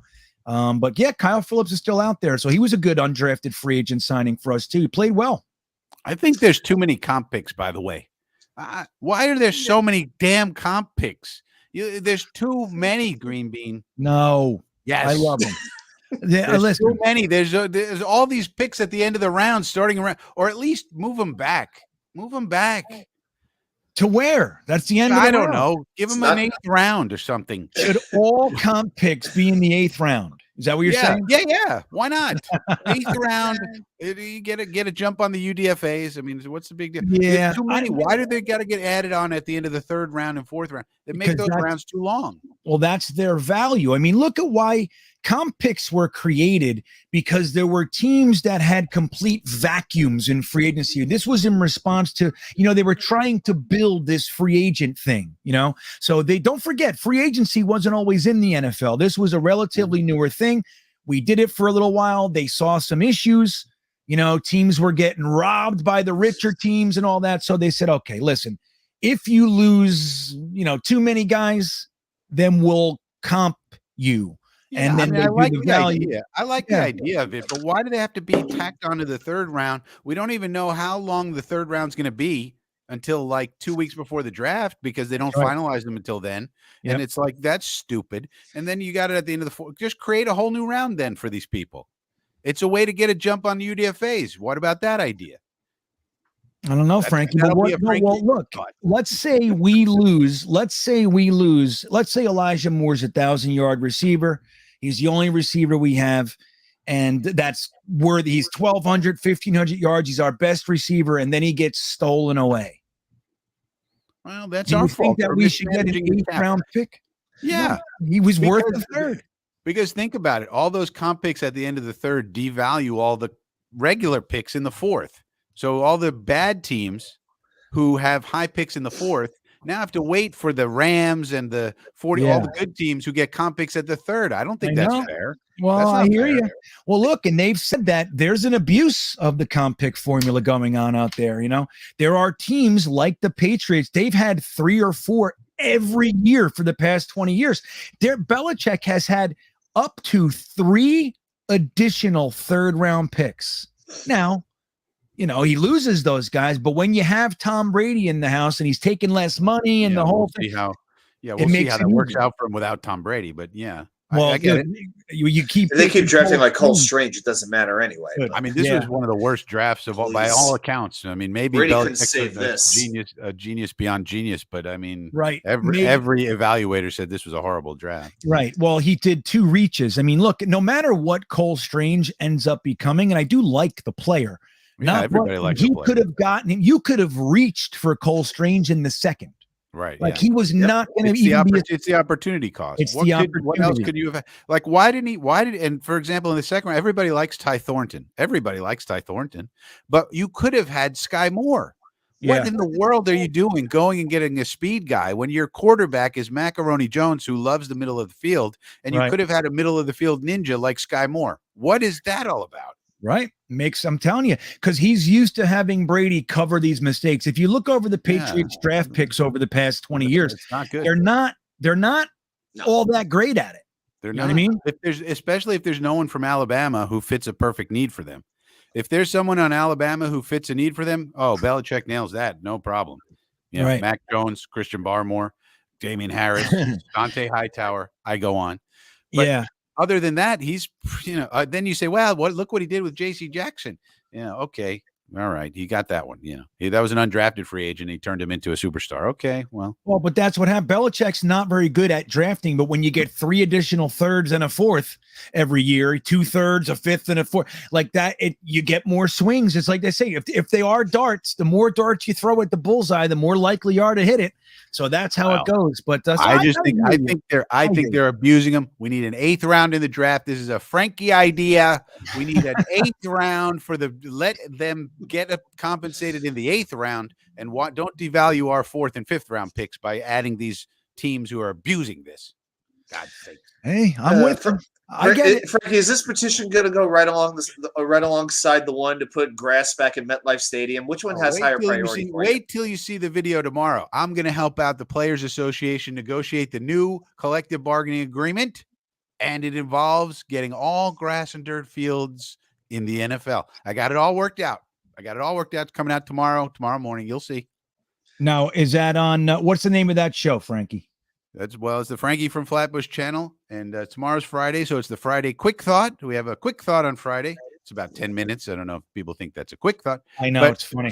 10 minutes is just quick. 10 minutes going, really. But I had to explain everything. But we're helping the Players Association negotiate the new collective bargaining agreement. We're going to bring down the injuries, and we got some ways. We obviously have to negotiate some things for the owners, and that's tomorrow. There you go. All right. So Y2K, what else you got? That was a good one. It's inspired lots of conversation. Just the mention of the name Kyle Phillips just got us on a 10-minute rant. It did. That's all it took. Well, now we're getting into the Joe Douglas era with 2020, I believe. So we signed 9 guys, only 9, but we do have some notable names. We'll see how good they are, but they're at least well known in Jets lore nowadays, between Lawrence Cager, Lamar Jackson, Javelin Guidry, and Bryce Huff. So maybe Huff and Guidry are role players. They have their spots. Yeah. But we'll see what winds up happening. And then this past year, it was the 2 main names were Kenny Yeboah and Isaiah Dunn out of 12 guys. So if you look at legitimate players who really, really worked out, it's really Damon Harrison. I would go Robbie Anderson. You can make an argument. It's really only 2 guys. If you want to talk about a legit starter, I think he's a good rotational player.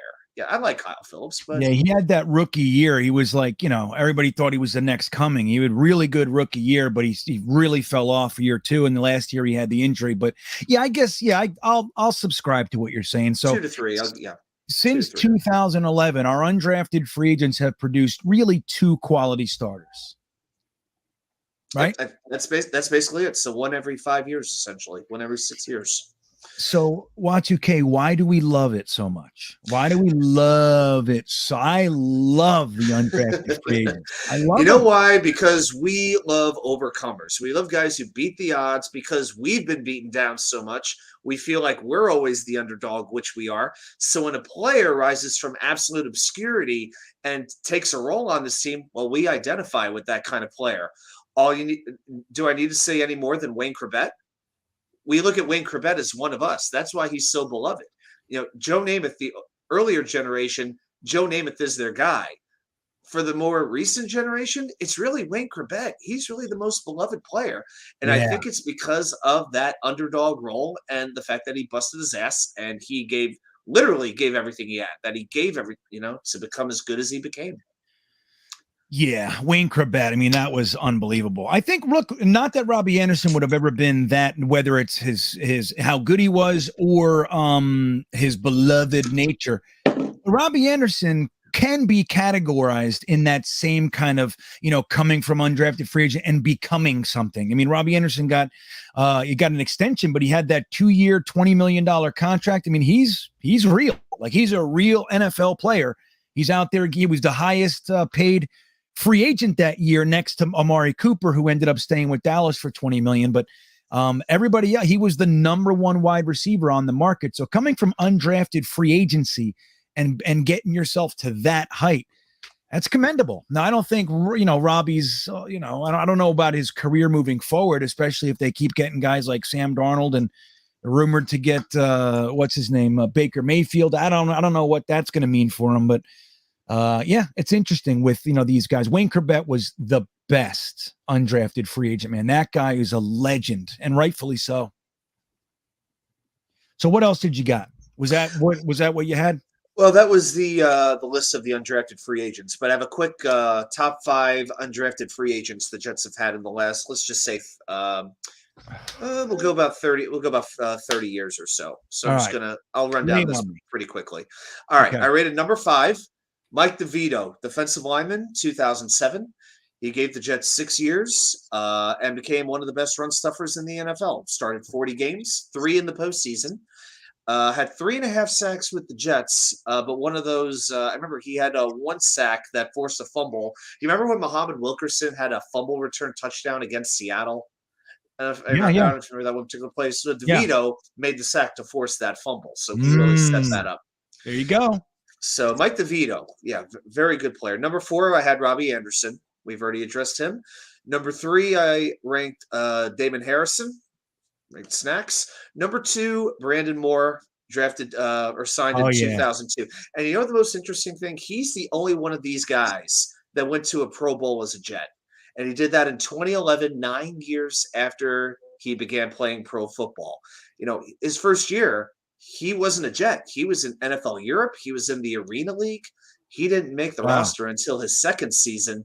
And then in his last 8 years with the Jets, he started all 128 games. So, amazing. You know, we talk about DeBrickashaw Ferguson being an Iron Man. Brandon Moore is just as much an Iron Man. And it's really a shame that he gets remembered for the certain thing he gets remembered for. And I'm going to leave it at that. He's I'll help you. He's the butt in the butt fumble. So sad, right? You know, Brandon Moore actually lives up there in Mendham. I actually went to a youth game, a sporting game, and my little nephew was playing against his son. So that was neat. Got to say hello, said hello. He said hello, and that was it. I didn't say it like I'm a Jets fan. I just said hello. So, all right, Y2K. Well, that was awesome, man. So look, now we have 12 undrafted free agents this year, and Frankie will clarify how many of those did we sign? Is it 7 and 5 are just brought in for tryouts, or what's going on with that? What I understand is that we signed 10 guys, but we also have a lot of camp invites. We have, let's see, we have about 20 camp invites. Ooh, wow. To be honest with you. None of them are Sterling Weatherford or Leon O'Neal. Or any of those guys I really, really wanted. Donovan West. Lindstrom made it all the way to the damn free agent class. I can't believe it. And we didn't get him. So, the 3 most notable ones, in case anybody doesn't know, is Tony Adams, Zonovan Knight, DQ Thomas. So Zonovan Knight's the running back, almost certainly going to make at least the practice squad if we can get him onto it. He might make the 53-man. He's Zonovan Bam Knight from NC State, running back. He's a running back, but also prominent in the kick return game, so that's what gives him extra value, and so he might make it over somebody like a Ty Butterhands Johnson. And then we have DQ Thomas, who's a linebacker. Okay, and we gave him the most money out of anybody, and we gave him a high amount of money, so he's almost certain to at least make the practice squad, maybe even the 53-man. And then Tony Adams is a safety with a vertical of almost 41.5 inches, which is really a lot. So because he's a safety, he has good size, good hops, decent 40 speed. He has a shot just because of positional where he plays, and he's got some skills, so he's got a shot. The rest, the only other notable name really is probably John Chenal. So some people may be confused because we didn't take Leo Chenal, but we can at least say we took Leo Chenal's brother. There you go. Are they actually related?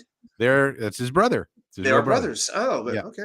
And he's a fullback. Went to Wisconsin as well, and he's a fullback, but he's big enough to be a tight end. So he can sort of almost be that Trevon Wesco player that we tried to have last year, but failed miserably because Trevon Wesco's not good enough. But, it would be valuable to have a guy who can be a backup fullback and a backup tight end and play special teams if he can do it.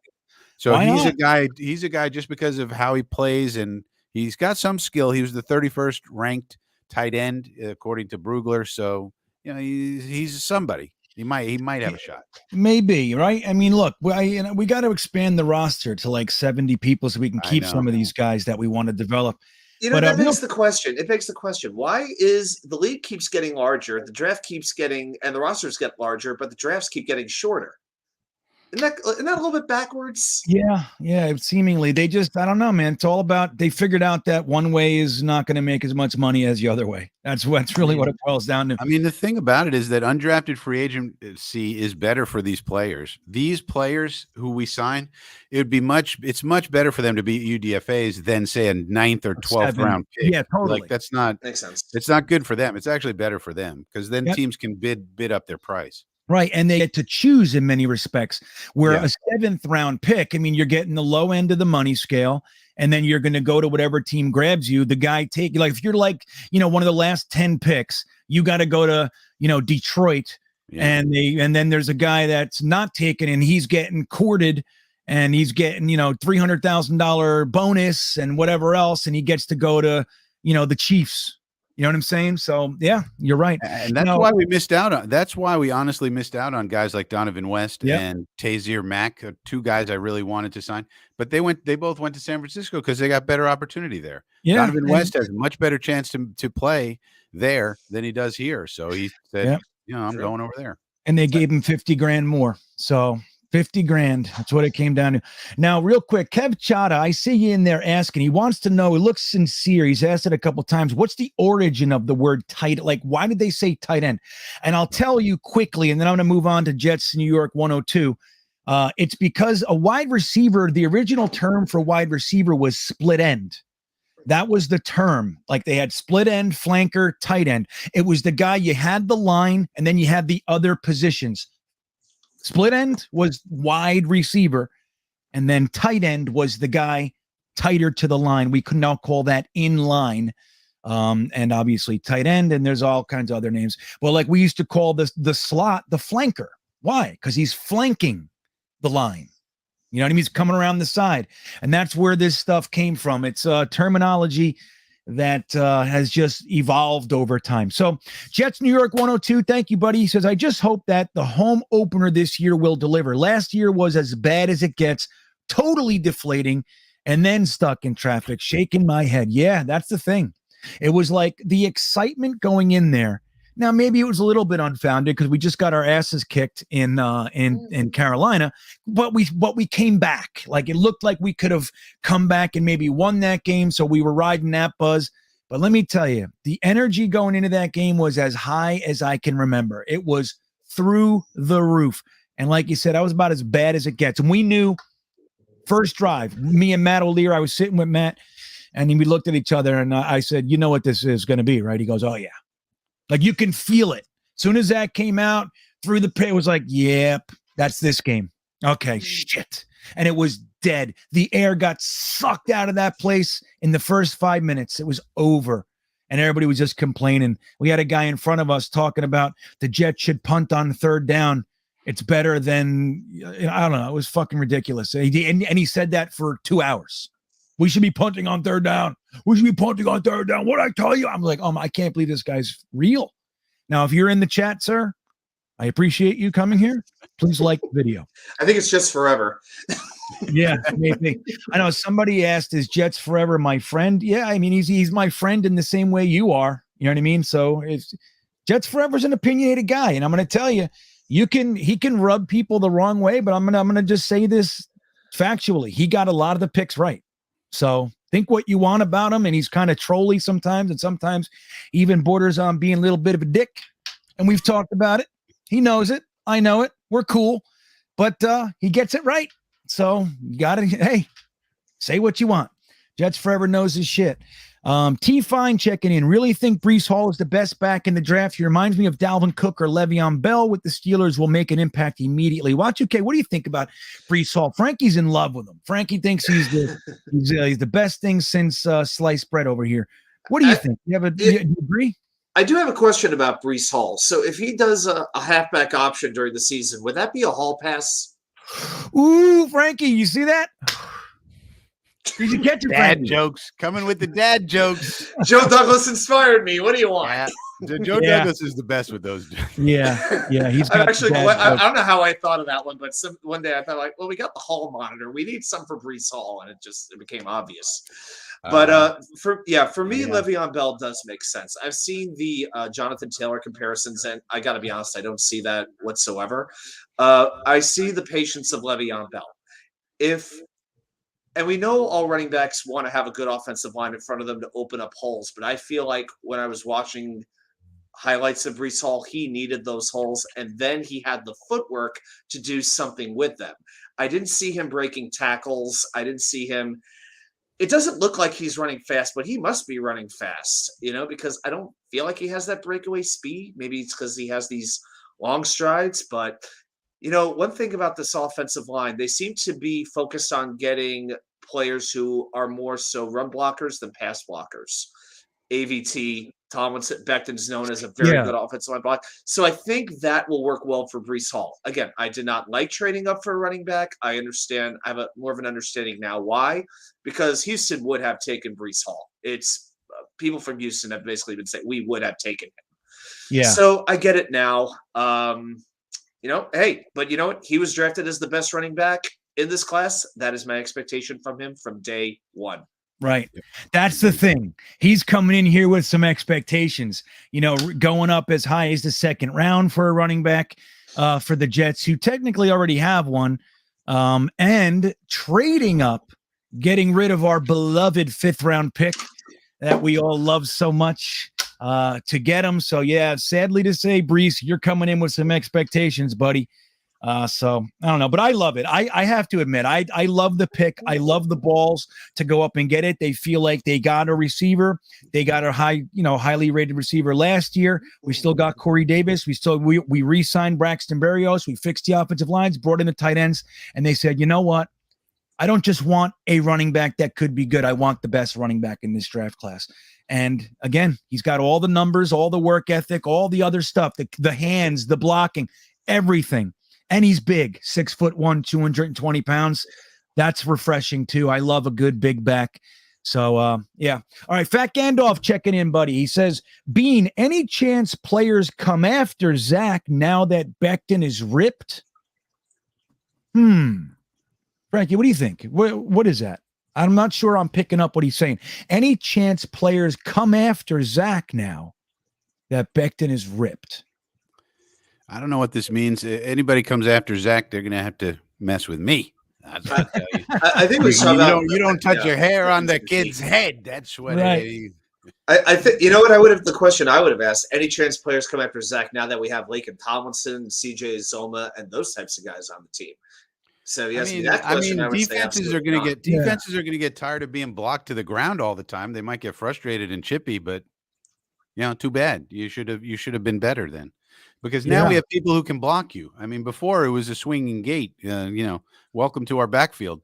Now we have people who can block you, including a fullback who can do so. So, I mean, I don't know. Our backup guard is that's better a game than of most football. teams' You're supposed starting to block guards. people. You're supposed to block people. That's the.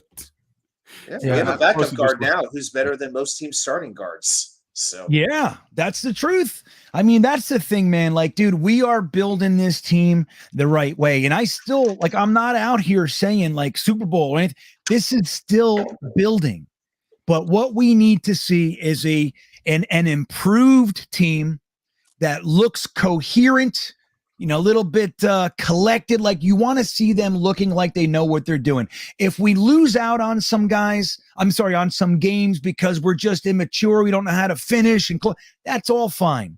We just want to see Zach look like a competent quarterback. We want to see him protected adequately, and you want to see these wide receivers and everybody stop friggin' dropping passes. We want to see our defense not be the worst defense in the league. Maybe a step or two up from 32nd would be in order. And if we can win 7 to 9 games this year, I think I'm going to be ecstatic. Probably still frustrated because a couple of those losses are going to be last minute, but that's what you want to see. You want to see a young team. Think about this, guys. We have a second-year quarterback, second-year wide receiver, second-year running back, second-year offensive guard, third-year left tackle, first-year wide receiver. It's like we're going to see these guys together for the next 5 years at minimum. That is something that we have not had here in forever. Even the Rex, like after like the Revis and the David Harris and the, the big four, DeBrick and Mangold, everybody else was a mercenary. Santonio Holmes, Braylon Edwards, most of these guys were here for that short period of time. Even LaDainian Tomlinson, Thomas Jones, all those guys, they were mercenaries. They were free agents. They weren't that Faneca, Woody. Yeah, like it wasn't like Sanchez didn't really have those guys to grow up with. He had a team around him. He was like injected into this team, and truth is, he was the weak link because of it. But yeah, man, this is going to be exciting. We get to watch these guys, a la Peyton Manning, Edgerrin James, and shit, who was the guy before Reggie Wayne? Marvin Harrison. Or just look at Buffalo. I mean, Buffalo's the example. Buffalo is now who we want to be.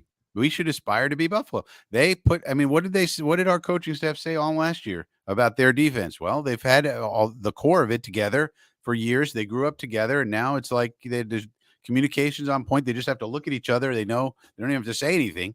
They know what they're doing, and that's our model. That's what we want to be. Yeah, and I think it's a good model, man.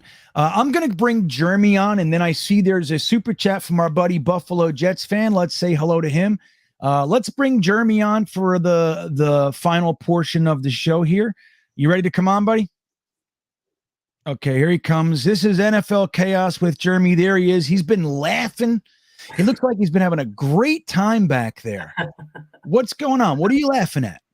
I just, ever since I came up with this idea for Frankie, this vision of this kind of Frankie stuffed toy, kind of like I every time he waves his arms when he gets excited about something, I imagine this toy, like where you squeeze the stomach or something and the arms wave and it says something like sauce, or, and I honestly think it would be like the biggest selling Jets YouTube content like item in the world. Like we need a bobble beard. Well, ask the chat, would you buy that, or is Jeremy smoking dope? I would definitely buy it. Both. I know I would. Or both. Yeah. He's high. Jets 8360 says he's high. Yeah, I know. It looks like he might. That might be what's going on. No. I saw a video today of Jeremy making chili from about a year ago with a whole lot of Hebrew National hot dogs. He had to be high. Yeah, he's like, this is going to be awesome. Is that what you sent? I didn't get a chance to watch it. Is that what you sent me, Jeremy? I saw it. Yeah, I used to do these cooking videos where I come up with these weird concoctions of food dishes. So I was like, it's like a weird chili where I take basically Trader Joe hot sauce and mix it in pounds of ground beef and then take baked beans and pour it and mix it up. I told him, if I had one wish in the world, I would insert Gordon Ramsay into that video like 2 minutes just to see what he would do to you. Yeah. Man. Well, hey, there's nothing wrong with getting all stoned and eating hot dogs and mixing it with ice cream and all that kind of stuff. What's the insistence of being stoned? I don't because that's what stoners do. Well, if you're not stoned, then that's just your gig, even better. So before we get to Buffalo's super chat, I saw this comment from Oscar Flores, and he says, hey guys, I was a fan when I was a kid, but didn't know much about the game. I'm 24 now and starting to learn about football. Is it a good time to be a Jets fan? Is the front office competent? And Jeremy, I'll throw this to you. What would you say to Oscar? He's kind of coming back around. He wants to check. He's coming up for air. He's saying, is it safe out here yet? Because it sucked when I was here last time. What do you think, Jeremy? What would you tell this fella? It's really funny that you point that at me because I actually named a video or one of the shows. It's a good time to be a Jets fan. And I think it's probably my highest viewed video. So it's interesting that you guide that towards me. That's kind of like my new saying that I've been saying everywhere on Twitter. It's a good time to be a Jets fan. And I think that, we can't predict the future. It's impossible. We don't have a crystal ball. But forgetting about the fact that we want to translate to wins and we're all hoping we're going to have this great run and we're finally going to end this misery of no Super Bowls and all that stuff. You can't erase what we've already experienced in the past 15, 16 months. That doesn't go away. And it's been great if you're paying attention.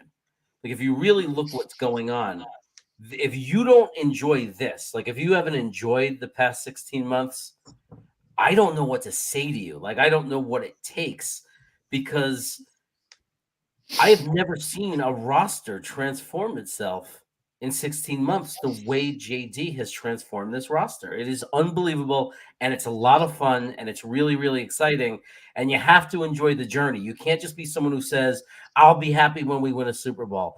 Then you're missing the whole point. The whole point is the journey. Well said, and I agree with that. And that's what we were talking about earlier. It's like you'll never find a bandwagon Jets fan, because the front running types of people, bandwagon people, they don't want the journey. They want the end. That's what it is. It's like this new spoiler society. Like, people actually like a new movie's coming out. They want to know the end before they go see it. It doesn't resonate with me. I don't understand. Like, they want a spoiler. It says spoiler alerts. Why? Because people fucking hate that. But a lot of people, especially younger people, they're like, no, I'm fine. I don't need the whole story. Just tell me what happens. And that's interesting. That's kind of front runner mentality. Us, I'll tell you what, it better be good to do the story, because that's what we've been fucking doing for a long time. So it better be the right way to do this thing. Buffalo Jets fan checking in. If you guys don't know him, he has a YouTube channel. It's called Buffalo Jet Fan, or Buffalo Jets. It's a good channel. He's crushing it right now. Not a linebacker or safety at 36. That would have a bigger impact on the win-loss record and the development of our young quarterback than hold on, let me reread it. Not a linebacker or safety at 36 that would have a bigger impact on the win-loss record and our development of our quarterback than Breece Hall. So look, while I think linebacker and safety were two needs that we went into the draft with and left without addressing, I have to agree. Frankie, what do you think of that? I mean, you think he's like what he's saying, the way he's saying it, like, if this is about Zach Wilson's development, if we want to make sure this kid is what he can be, Breece Hall was a slam dunk. Do you see it the same way? Yeah, 100%. And I'll also add in, I've also been saying I don't think we're going to take a linebacker. And you and I had a disagreement about that, Greenbean, and we should have put a bet on it, because I could have wagered and won some money. Yeah. But, you don't gamble, Frankie. I know that's the problem. But I could have won, because I felt pretty solid about that, because I think our coaching staff feels very confident in Quincy Williams. Now, we may not feel confident, but I think they feel very confident in Quincy and in Jamian. And the three linebackers then are CJ, Jamian, and Quincy, backed up by Hamza, who I think they have strong faith in, and Marcel Harris. That's right. Don't forget about Marcel Harris. Yeah, to be a coverage backer. So I think that's why, and I think they think that's fine enough. Like, I think they think Quincy can be really good. That's what I think they think. And then their actions kind of prove that to be true, because we could have taken a linebacker. We could have taken a linebacker instead of Ruckert. We could have, we could have, but we didn't. Now, safety, I will admit that free safety, I'm not sure what we're doing. I'd like to know what's going on at free safety. It'd be nice to know. Now, we have some candidates. We have LaMarcus Joyner. We have Jason Pinnock. We have Ashton Davis. But I would like to know exactly what we're doing there. We could even stick Michael Carter there. Michael Carter II played some safety in college, but I don't know. So that's the one hole I would say we do have, but maybe the coaching staff feels that LaMarcus Joyner is going to be a perfectly fine free safety. We don't know, because we didn't see him last year. He got hurt after 9 snaps and he was out the whole year. So yeah, maybe they feel like he's a really good free safety, and we just don't know. Maybe. Now, what do you think of this, Frankie? On that point, there are rumblings around the Jets fandom that maybe DJ Reed is going to end up playing free safety, or that they're thinking about moving Bryce Hall to the free safety. How do you think there's any possibility of either one of those happening? I don't think there's any possibility of DJ Reed moving. He's too good to move him. Now, Bryce Hall either goes into backup mode or slot corner or free safety. I don't know if he can do that. I don't know. There's no way to know, because he's never done that. And so we moved Jason Pinnock there. Jason Pinnock's a safety now. But I don't know. Well, that's one of those things where we're going to have to find out once camp starts what the plan is. And the one good thing, though, is that we have Coach Oden and we have Coach Manuel. And those two guys are fantastic coaches. So whatever the plan is, obviously they blessed off on it and said, no, we're fine with either it's Joyner or Pinnock, or we're going to move Hall, or I mean, I really, really doubt we're going to move DJ Reed because he's too valuable as a corner. We're paying him $11 million. We're not moving, according to PFF, the 8th best corner in the league to safety. No, but Hall could, but I don't know if he can do that or not. I just don't know. I'd need somebody like Joe Blewett or somebody to tell me, can he do that? I don't know. Yeah, I don't, the Bryce Hall thing to me is going to be interesting. I'm going to have my eyes on that one. And let's see if the Jets beat how they see if they kind of take some shots at him. They already have. He's kind of a hard guy to take shots at. I mean, he's the most coachable kid in the world. He tries. I mean, his effort level's off the charts. He's the nicest guy you're ever going to meet, and he is as coachable as they come. I mean, what shots are they going to take? What are they going to do? Say he stinks? I mean, he doesn't totally stink. No, 16 passes defense would say otherwise. Yeah, right. I mean, so I don't know how you can take a shot at him. What are they going to say? He's lazy? He's clearly not. I mean, I guess they could just start lying and saying whatever they want. They did that with Denzel and they did it with Beckton. So, I mean, yeah, why not? Beckton's 40 pounds overweight. Bryce Hall's a Satan worshiper. You know what I mean? That's right. And that's why Salah doesn't like him. It'll be interesting. Yeah. So Rob Vila, he says, Whitehead is a strong safety. We need a ball hawking free safety, but that's going to be an interesting thing. Like Frankie's saying, I mean, even though I wanted it to be addressed, we did bring in an undrafted free agent or two, two safeties. I think it was Tony Adams, like Frankie mentioned, maybe they can develop into something, but for this year, it looks like Ashton Davis, LaMarcus Joyner, Pinnock, those are going to be the guys. I don't know did we ended up re-signing Elijah Riley? We did. Riley's here, but he's more of a strong safety. Yeah. So that's going to be, look, like Jets Forever said a minute ago, we're going to draft 3 linebackers next year. Maybe we'll need to, but they wanted to at least run it back. I thought we should have brought in a linebacker. As much as I now like the Michael Clemens pick, Brandon Smith was there, and I thought that we should have grabbed him.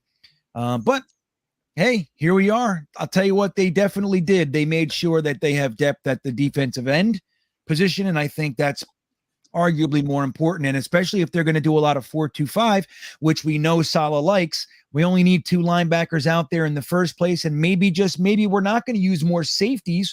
We're going to use more cornerbacks, and that would get Bryce Hall on the field. If you go single, with one safety, you got Jordan Whitehead out there, and you got Sauce Gardner, Michael Carter II, Bryce Hall, and DJ Reed out there. It's not the worst collection of talent on the field. So who knows? Yeah, I was actually thinking about this too. During this past season, there were a couple of times where we talked about what formation are they running? Are they running the 12, the 14, the 22? What are they running? What does the personnel dictate? I'll be just as interested to see what they do on defense this year. If 4-2-5 becomes their base defense, because when your best players are at defensive line and now in the secondary, don't you want to put those types of players on the field more? So I could see 4-2-5 very easily becoming the base defense for this team. Yeah, and that was rumored to be what he wanted to do. Look, like Frankie's brought up many times very well, we were kind of forced into a lot last year with injuries and everything. So let's see what they do. Now they went out and got the personnel they wanted, so let's see how they do it. Frankie, I want to throw this at you because TJ Decker has a legitimate question. He's saying, how did they lie about Mims? Now, Frankie, 17 minutes was the video, so we can't do the whole thing. I can do it concisely. Yeah. So this is more toward Connor Hughes and some of the things that Connor Hughes and others have said. And they were saying that he didn't put in the effort, he wasn't trying hard, and that he had a cavalier attitude, and I just don't care. And I went through the video and proved that that's not true. He's totally lying. Now, we all know he's underperforming, TJ. That's correct. We get that. That's not disputed. He had like 8 catches last year. Obviously, he's underperforming. That's true, but that's not what people like Connor Hughes are saying. They're saying he doesn't try, he doesn't care, he has a cavalier attitude. And then I went on tape and proved that that was a lie, an actual lie, and he knows he's lying for narrative purposes. So that's all I'm saying, TJ. We all know he underperforms, and we're all looking forward to him doing better this year, but it's just the things that they were saying about his effort level and other things that was just wrong. It's provably wrong. You see it on tape. Yeah. That's all I'm saying, TJ. The other thing, and very concise, Frankie, I'm impressed. I didn't even know that you could do that. So the other thing, too, is I want to point out, I think Mims had 5 penalties last year, right? 5 penalties. And everybody throws that out like it's this glaring thing. I want to just point out he played 279 offensive snaps last year. So a lot of those were on running plays, which having him out there is very smart on running plays. And those are some of the plays that Frankie used to highlight his effort. Denzel Mims is an exceptional blocking wide receiver. Now, he's never going to be, he's not a guard or anything like that. But as far as wide receivers go, he is a willing and able, big-bodied wide receiver that has no problem blocking, and he's effective at it. So 279 plays, 5 penalties. It's not as glaring as we make it out to be. Like Frankie said, nobody's saying Mims didn't underperform last year. Something was wrong with him last year. If you can't see it, going from the food poisoning, falling behind, losing 20 pounds, all of that crazy stuff. Then he gets COVID. Let's not forget the beginning of the year, the first 4 games, game 1, they didn't use him, probably because he's 20 pounds lighter and he's not the guy he, wants to be. He's not ready yet, but he was active. They threw him in for 3 plays. He had a 40-yard reception. Now, he didn't do anything special on the play, but he still caught a 40-yard pass when up to that point, we couldn't do anything. All right. So game 2, he was inactive. Game 3, he came in. He had 8 offensive snaps, I think it was, and he had 3 receptions for 36 yards. So it wasn't like Denzel Mims did nothing. He just kind of couldn't get himself 100% there. He was messing up. He's getting penalties. Something was off with him last year. But the great thing about that is that's the one year that happened. Even his rookie year, when he came in, he was very effective his rookie year. There was even talk at one point, he was like the leading rookie wide receiver that year. And that was a strong rookie class as far as yards per reception and all these other stats. So Denzel Mims was underperforming last year. Something was wrong with him last year. But like Frankie said, there's a narrative out there that he somehow doesn't give a shit. And that's never been the case with him. He's never had that knock. It's quite the opposite, actually. He's known for, to have good work ethic and all that sort of stuff. So Frankie made an excellent video kind of using details to point out why, if you're just looking at the tape, that's not what is happening. So they're just saying shit. So that's what it is. He lied about Beckton too. So yeah. So he came up and lied again to create a narrative about Beckton. So I mean, That's it's right. just, he has a pattern of it, right? So right, and he gets everything wrong. I want you guys to know that. I keep getting told by people that Connor Hughes is killing it. He's not. He's the one who got everything wrong. Everything. It gets everything wrong. I want to say real quick hello to Ali. What's up, Ali? Official loyal New York Jets fans in his house. Do I sound cool yet, guys? Is that do they still say that? His house? No, they don't. No, they don't. Well, he's in his house. Yeah, that was probably 10 minutes, and I don't know. So, well, Ali, I'm glad you're here, buddy. It's good to see you. I hope you have positive feelings about the draft. But yeah, the whole Connor Hughes thing, man, it's a funny thing. Like, I don't know why people are so supportive of him. He doesn't know what he's talking about. He doesn't ever talk about he doesn't have a great football mind. He says the most negative stuff. And again, he doesn't get anything right. The only time he gets anything right is when he gives you more than one option for it to get right. Like, these are the free agents we should look at. And he gives us 10 of them and we sign 2 and he says, I'm right. Like, that's the only time he ever gets anything right. He swore up and down that we were going icky. He also swore up and down that we were going to trade our 10th pick. Originally, he made the statement to say they're going to trade their 10th pick for Calvin Ridley. Yep. That's what he said. And right? Daniil Hunter. Right. And everybody. And then we were going to release Mims last year, and we were going to trade Mims this year, and we were going to trade Mims after the first round this year. I mean, how many things do you get wrong before you get fired from The Athletic? That's what I'd like to know. Yeah, that's right. But he won't, because people still read it, and then he goes, I was right. And people say, yeah, he was right. It's just it's a funny thing. I get comments like about Connor Hughes at least weekly. So most of the time, numerous times a week, somebody tells me how good Connor Hughes. I don't know why that is, but it happens all the time. And I don't know why. Don't forget, too, Connor Hughes was the one that said that we were deep in negotiations with Marcus Williams. And I found out later that the Jets never even offered Marcus Williams a contract. So he said we were negotiating. so wrong about everything. He's wrong about everything. He either has no sources and he just makes things up, which is what I think, or his sources are the worst sources ever. Who are these sources? I think it's somebody in the Jets organization that's like Playing two with him? guys that are saying to each other, let's mess with Connor Hughes and see how bad we can make him look. Next week on the Thursday Thick of It, Connor Hughes. Jordan Victor likes Connor Hughes. There he goes. There's Jordan, somebody. I mean, Okay. look, Jordan, this is what I'll tell There's you. one in every crowd. Well, and look, Jordan can like who he wants to like, but I'm just saying, like, we're giving you specific details why what he says isn't to be listened to.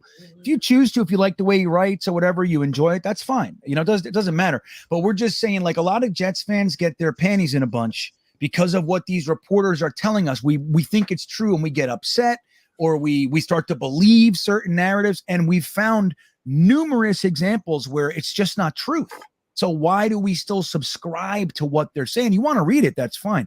But he's really kind of full of shit, and he's again, he's very negative. Like, why are you trying to destroy two young people's careers? Like Denzel Mims, he's just turned, he's 24, 24-year-old kid. Beckton's younger. Beckton's 22. Like, why are you going out of your way to make their lives more difficult in any way? Like, why? I don't understand that. And what I'd say to Jordan too. Sorry to cut you off, Greenman. No, but you're Jordan, let me just suggest a good writer. Okay, if you want to contrast, go find David Wyatt Hupton. All right, he writes a Substack for the Jet called The Jets Way. Go to Substack, type in The Jets Way or David Wyatt Hupton, and it's free, totally free. He sends you an email every day, totally free. And read David Wyatt Hupton for a week and tell me then, after reading David, that Connor Hughes is fantastic. And you'll see the contrast right away. David is informed. He has sources. He has information nobody else has. He has information on the UDFAs I can't find anywhere on the internet, nowhere. And David Wyatt Hupton has it. I don't even know how he got it. And also his, and he writes in-depth articles that are informed, well-informed, excellent articles. So just contrast David with Connor and see what good writing is versus what Connor Hughes is putting out there. Yeah. So listen, I want to just tell you guys, there's somebody in the chat. I just put in a timeout. I'm not banning you or anything. I'm not going to allow those types of comments, guys. Okay. So just know that I don't like racist stuff. I don't like politics. I don't like that shit. I don't allow it. If it continues, I'll just move on without you. I don't want to, but that's what it is. So when you're wondering what's going on with your keyboard, I put you in a 5-minute timeout. You're allowed back. Just keep that shit out of here. Okay. Thank you. So Hennessy has a good comment. He says, Hennessy Heisman, fuck Mims. How about Garrett Wilson? That kid is good. So let's talk about Garrett Wilson for a moment, if we can. We took Sauce Gardner with our first pick. That surprised me. I knew it was possible. It turned out I was still blown away by it. I was convinced we were going edge rusher. The fact that we didn't made me even more resolved that pick 10 was an edge rusher. I was 99 and 44, 100% certain. I would have bet $1 million on it if I wasn't a gambling addict who doesn't gamble. And we took Garrett Wilson. Jeremy, what did you think at that point? Now, we know later there was a whole bunch of great stuff that happened, but when we did that, when we left the top 10 we had no more first round picks without one of these top edge rushers, what did you think? Were you happy, mad, sad? I mean, I was and this is all on tape, but I was excited about the players. I was happy about the players, and I was like, I trust JD. But man, how could it be that we're okay not getting an edge? Like, how could this be? Do they love Boye Mafe? And are they confident he'll go to the second round? So that's what I was just thinking. I was thinking they're two amazing players. I'm really excited about them. Garrett Wilson was my number 2 wide receiver on my board. So I was excited about it, but at the same time, I was just thinking, man, we had the 32nd ranked defense in the NFL, and we have to get to the quarterback, and that was a big problem. So I was just concerned about it. And as it went on, it's like everybody else. When he was slipping, we were all talking about it. Can he go down that far? Can JD trade up? Like, it started to become something. And then when he actually did it, I don't have to say more than that. It was the most exciting thing ever when he actually did the trade up. Y2K, what'd you think about that? Were you when they took Garrett Wilson? I don't think anybody didn't like him. I didn't hear too many people saying, "Oh, that guy sucks," except Jets Forever, of course. But everybody else was at least liked the player. What did you think when they bypassed edge rusher in the first and went with a wide receiver? The first thing that made me happy was that Drake London was taken before Garrett Wilson, because I did not want the Jets to end up with Drake London. So right there, I figured they were either going Jermaine Johnson, Jameson Williams, or Garrett Wilson, and I honestly would have been happy with any of those three players. So when they drafted Wilson, I felt we have the best cornerback in the draft, and possibly the best defensive player in the draft, potentially. And Garrett Wilson is probably the best all-around wide receiver in the draft. Fantastic. But there was something nudging in the back of my mind. It's like, okay, they must be really betting on Carl Lawson to be back at 100%. Right. And maybe this is the reason why they loaded up on so many defensive linemen. And that's why they were signing all these guys, Vinny Curry, Solomon Thomas, Bradley Anai, Botcha Galoot Jones, and all these other people that we hadn't heard of before. But when it happened, I was like, good, we got to help Zach out. We need another weapon for the offense. We need the depth on offense, because keep in mind, we didn't get a wide receiver in free agency. We needed more wide receiver, in my opinion, especially if Corey Davis leaves after the season. We need more than Elijah Moore. Yeah, we kept Braxton Berrios, but he is a gadget player. We don't know if he is a full-time wide receiver yet in the slot. So to me, it made all the sense in the world to get Garrett Wilson. Yeah. See, I don't know. I was confused. Frankie, what did you think of that at that point? Well, I started rationalizing. So I loved Sauce, obviously. I've been talking about Sauce for a long time, so I'm so glad we got him. And I love Garrett Wilson, too. And those who don't know, he went to Lake Travis High. I mean, if you know anything about Texas football and you know about Lake Travis, which is near Austin, then you know this is not a guy to be trifled with, because he dominated at Lake Travis High. I mean, right from the beginning, this was a dog. So I loved those two players, but then I started thinking kind of like Y2K. I was like, well, they must believe in Lawson. Maybe the signing of Vinny Curry means that Vinny Curry's going to start, and maybe they believe in Solomon Thomas. And I started rationalizing, and then I was thinking, well, who's the pick at 35? It's got to be Boye Mafe or Arnold Ebiketie. Right. So I was a little disappointed in the moment, because I was so set on edge like everybody else. Like, we're definitely getting Jermaine Johnson, or we're getting KT or Hutch if he fell, but no chance he was going to fall, I guess. So yeah, it was like that. I love the two players we got, but I was confused as to what the plan was at edge, and especially with our coach being who he is. I thought, okay, that's unusual. Saleh is all about getting to the quarterback. He's all about it. So how did we not address this? And then but it made me feel better about Carl Lawson. Made me think, well, we must feel really good about where Carl Lawson's at. Yeah, I know. I got real nervous. I was thinking the exact same thing, like Y2K said. I was like, oh no, like, as much as I like Carl Lawson, I mean, how do you not like all the work he's putting in? He's just as ripped. I don't even think somebody can be more ripped than he is. He's like a Michelangelo statue, that friggin' guy. And he's a professor of pass rush. That's what I like about him too. Like, come over here, Michael Clemens. Come over here, young Jermaine Johnson. Come underneath the wing of the professor of pass rush. I'll tell you what, almost as important, maybe even more so than whatever impact he can have on the field, is his impact on these young guys, Jermaine Johnson and Michael Clemens. In addition to Bryce Huff and all, these guys are young too, like Bryce Huff and Jabari Zuniga, whoever the hell else sticks around this year.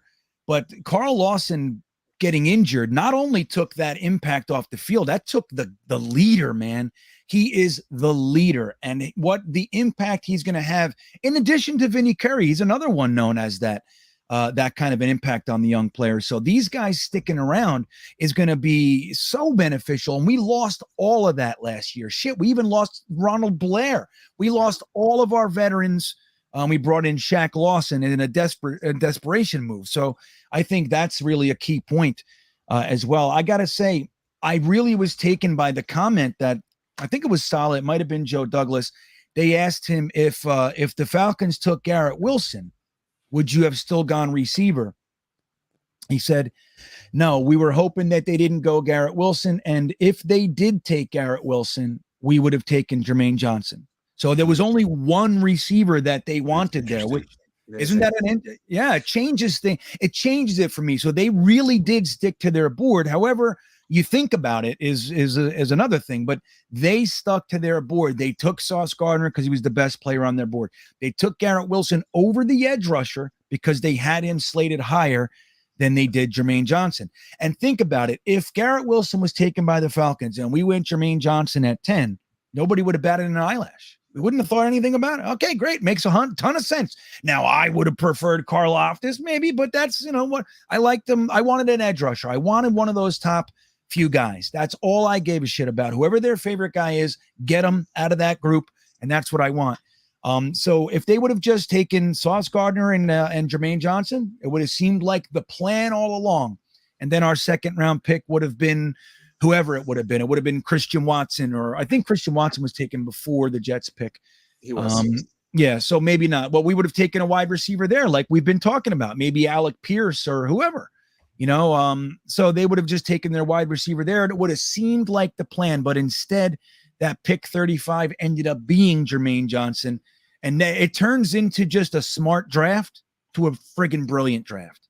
And that's the thing. All these guys out there, you see PFF talking about the Jets blew it because they wasted all their late round picks because they have to trade up. Dude, I never heard such a ridiculous take in my entire life. So you're telling me three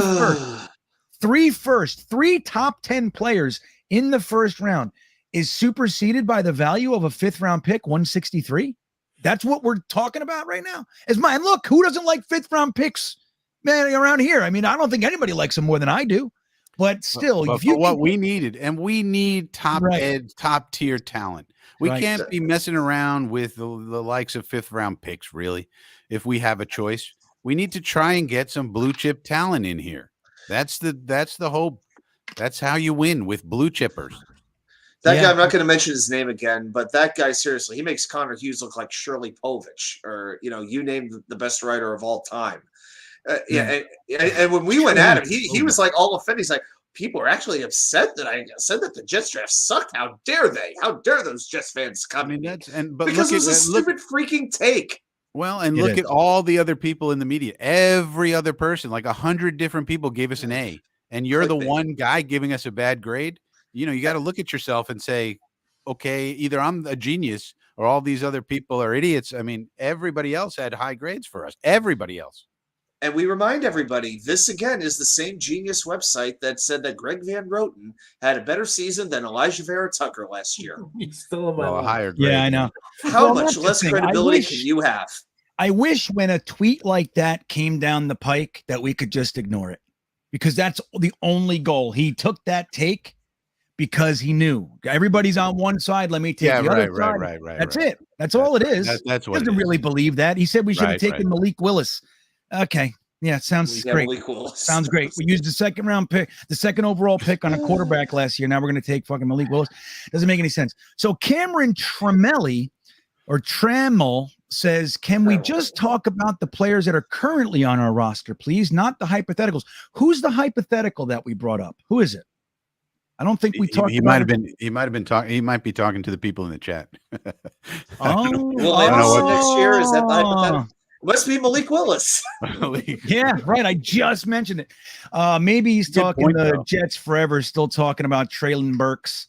Yeah. Jets Forever. It's time. It's time. Let it go. Yeah, I mean, but this is a good point by Cameron. I mean, yes, we have actually a lot of people to talk about. We actually now have at least a lot of red chip players, and we might have a bunch of blue chippers. And if we do, I mean, I don't know if you guys remember the Bucky Brooks theory of the blue chip players. You need 8 to 12 to go for the Super Bowl. So that's what we got to hope for. Yep. So, Joe Grana saying people are creatures of habit. That's why people still right. That's the whole reason that we're all out here. Like, that's literally it, because the coverage on the Jets was so piss poor for so long. I would always ask, why can't I find anything on like like a talent breakdown or measurables or something constructive. Why is it always like Zach Wilson broke up with his girlfriend? Like, why do I give a shit about? I don't give a shit. But it's like when you don't know that, like the New York Post, Daily News, whatever is the, that there are other options, then you're going to go back to old standby shit, man. You know how many bathroom visits I've spent with the Daily News and the New York Post in my time? You know what I mean? That was like my morning, That's why I love pointing people to David Wyatt Hupton and the Jets X Factor and other people, the people who write for the Green Bean website. There are alternatives these days. David Wyatt Hupton, I can't recommend him enough. He's such a good writer and has such great information that nobody else has. And then you combine that with the Jets X Factor website, and they have tons of content over there. And then you want even more, go over to Green Bean's website. They got articles over there. They got podcasts. They got everything over there. That's right. And so there's how much more do you need? And David Wyatt Hupton, it comes right in your email inbox every day for free. Yeah, I do I got the Jets way. I agree. It's like, it's actually a constructive, look, it doesn't have to always be positive or it's like, but constructive. Let's just talk about what's going on. Let's talk about this. It's ideas, it's trying to figure things out, not like who to hate. You shouldn't like this guy because I don't. And here's why, it's just ridiculous. So hopefully we can get past this.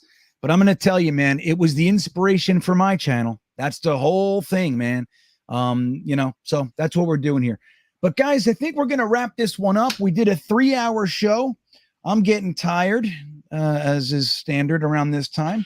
So why don't we go around the roost here and let's see what's going on, where you can find these fine feathered fellas on my panel here. Frankie, why don't you let them know what's coming up for you?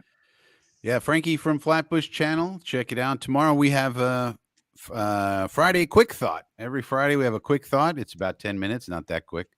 But tomorrow I help the NFLPA do some negotiations about the grass fields and what are we going to give up and this and that. So we got that coming up. Then we got Friday night at Frankie's, 6 p.m. live stream at 6 p.m. And then I come back for coffee with Frankie on Saturday. 11 a.m., drink some coffee, talk about what's going on with the Jets, and we have a good time. There you go. Jeremy, what do you got? NFL Chaos with Jeremy. We have big exciting thing coming up is we last week we broke down the draft with Dom C, and Dom C gave some analysis on all our picks. And on Sunday he'll be breaking down the undrafted free agents, or at least most of them, and giving just a little bit more detail, in-depth analysis of what he's observing on film from them. And Friday night, Sunday night, Wednesday nights, Friday nights, you can find me on Proud New York Jets Fan, kind of moving that Friday hangout over to his channel. And you see me here. I'm backstage here, and then I'm here sometimes at the end of the show. So that's where you can find me. You're moving your Friday to what channel?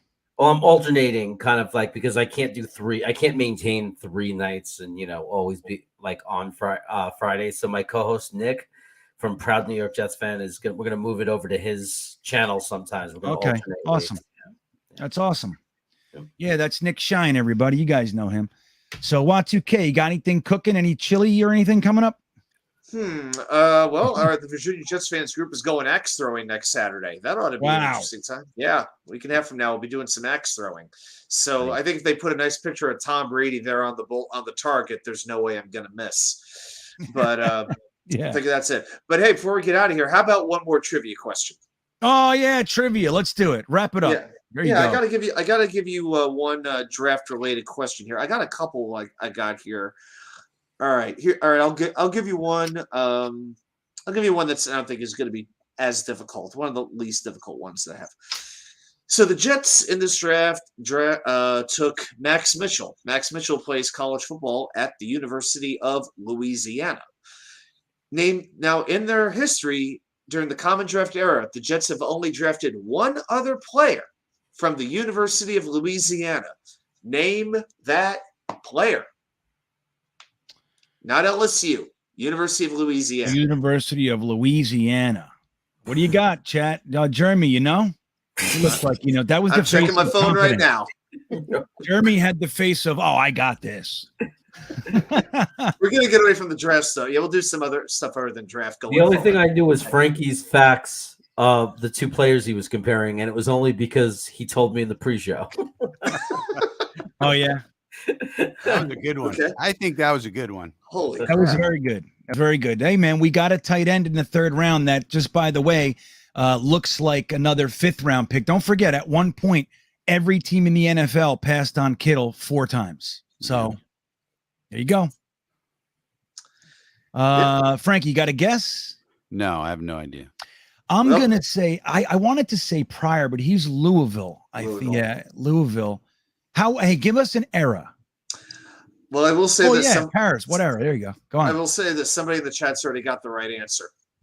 Pepe Le Pew. Yeah, Tigo already got the answer. It's in the last 10 years.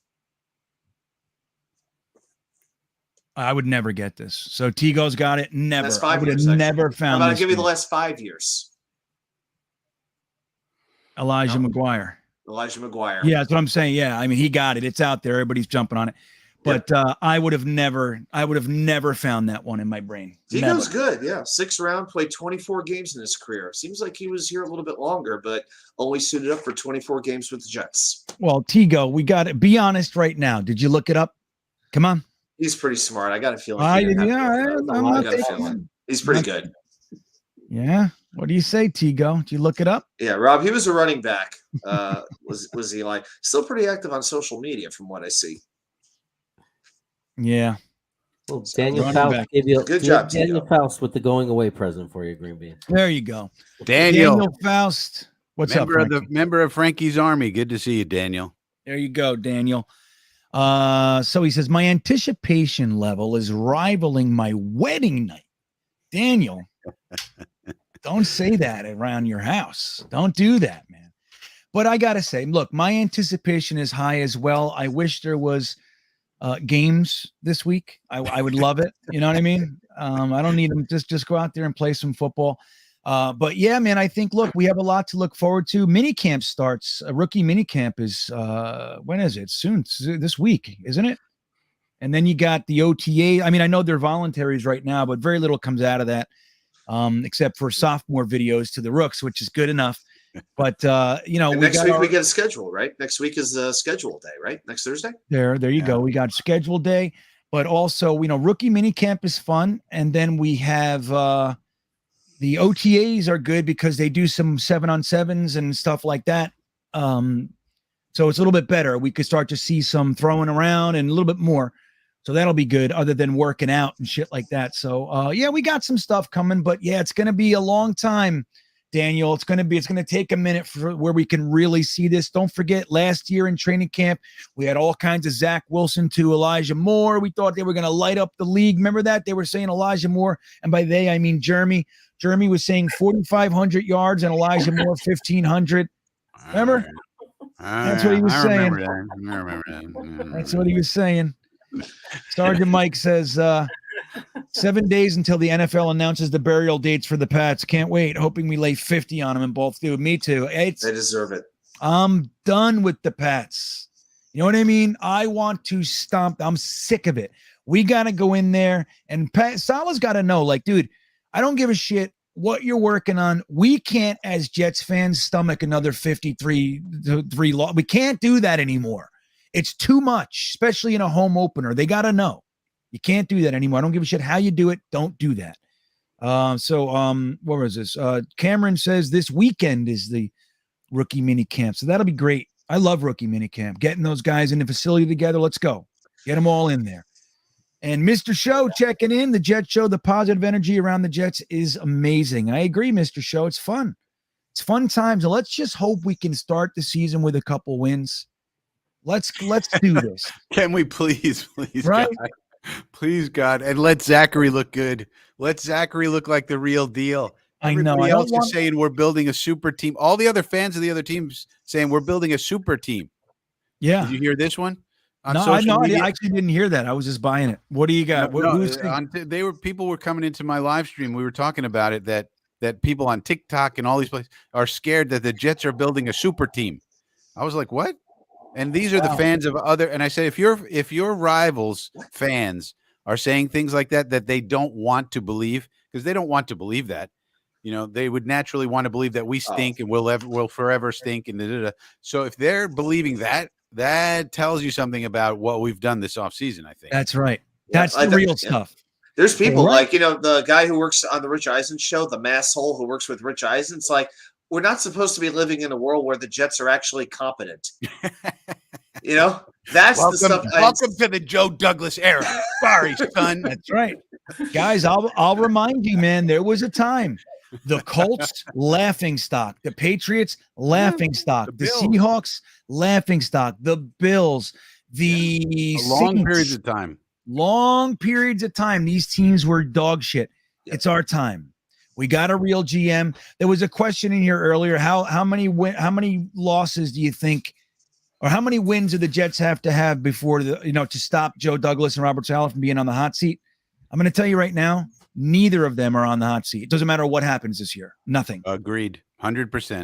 There's no way. Better not be. They better not be. We need stability, and those guys are at the very least competent, and I think excellent. So we better hold on to them with all of our might.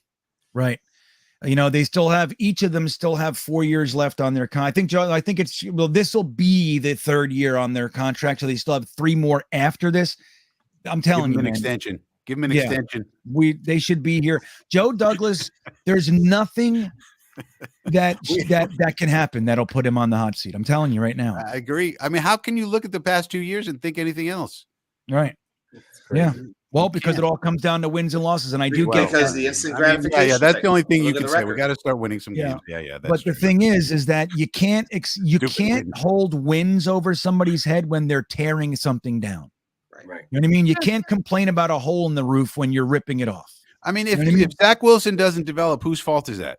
Is that Joe Douglas's fault? When every other team who would have been at pick number 2 in that draft would have taken Zach Wilson, how is that Joe Douglas's fault? If Zach Wilson doesn't develop, it's Zach Wilson's fault and maybe Coach Calabresi's fault. Let's fire Calabresi. But, what is Joe Douglas supposed to do? Everybody else would have taken that quarterback at that pick.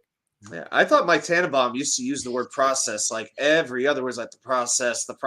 I listen to Joe Douglas. He does the same damn thing. Process. We're processing. True, but I think Douglas's process it's because he's buying. He knows why, right? Because he knows it takes time. So when he's not talking about the process anymore, that's one sign that we're on the right. That we're about to arrive. Because it's only the bad teams or that he has his process down, or that he has his process so down that it's not an issue anymore. Oh boy. Yeah. So Thomas Cahill checking in. He says Hall and Carter. I'm going to say it like this, Thomas, will be better than Snell Boozer. We can't say a thing like that. Now, if you believe that, that's fine. That'd be great. Hey, nothing wrong with that, but it's kind of hard to say that at this point. I think Thomas is just excited. He's saying this, I got so much faith. That's the way it's going to be. And that would be fantastic. Could you imagine, man, if we had like 2,000-yard backs? Jesus. Did you know that Michael Carter was about 40 yards short of 1,000-yard season last year? Combined yardage. Yeah, I was going to say that. Okay, yeah, but still, for someone who nobody thinks about. I mean, hardly anybody thinks about little Michael Carter. He almost had 1,000 yards in his rookie year, and he missed a couple games. I mean, he didn't miss that season. If he wasn't injured so much, maybe he would have got it. That's the problem. That's the only problem I have with Michael Carter so far. I mean, I love that guy.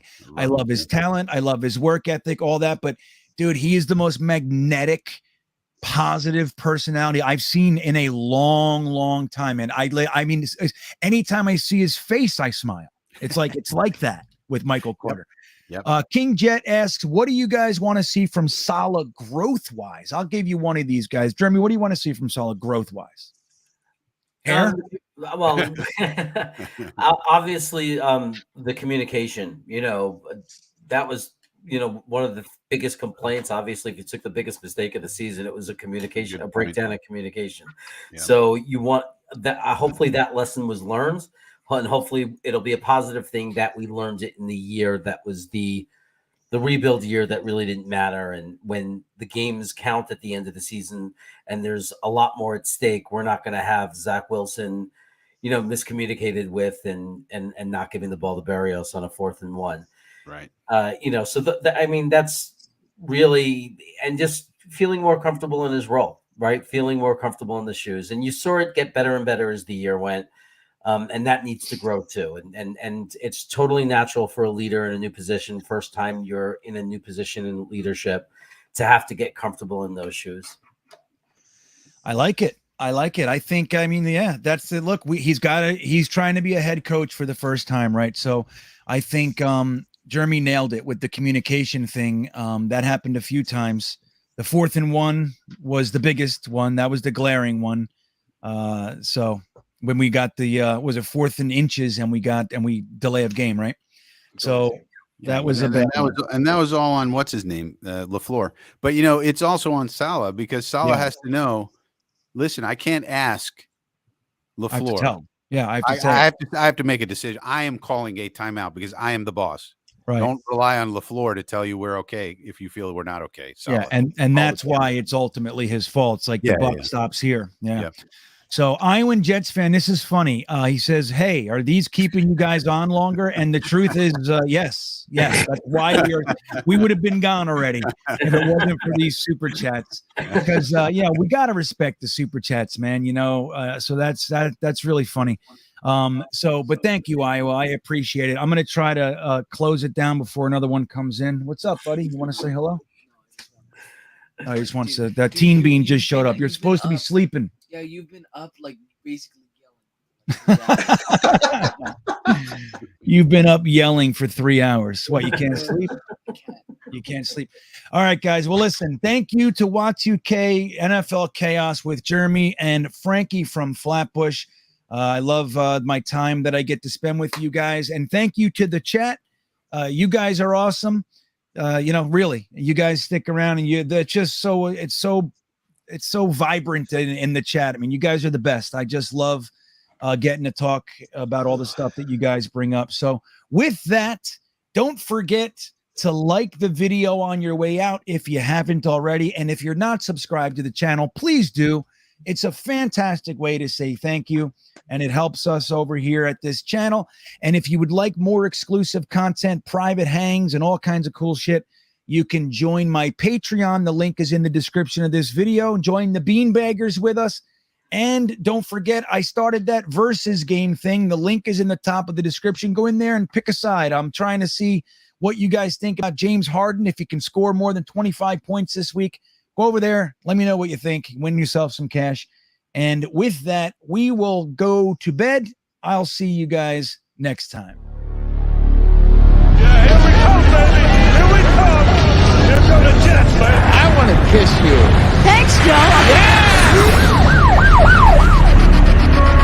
You want to run or you want to duck down? You want to duck, just go over and get onto the bench and stay there. You play to win the game. My message for the fans, we're all frustrated with where we are right now.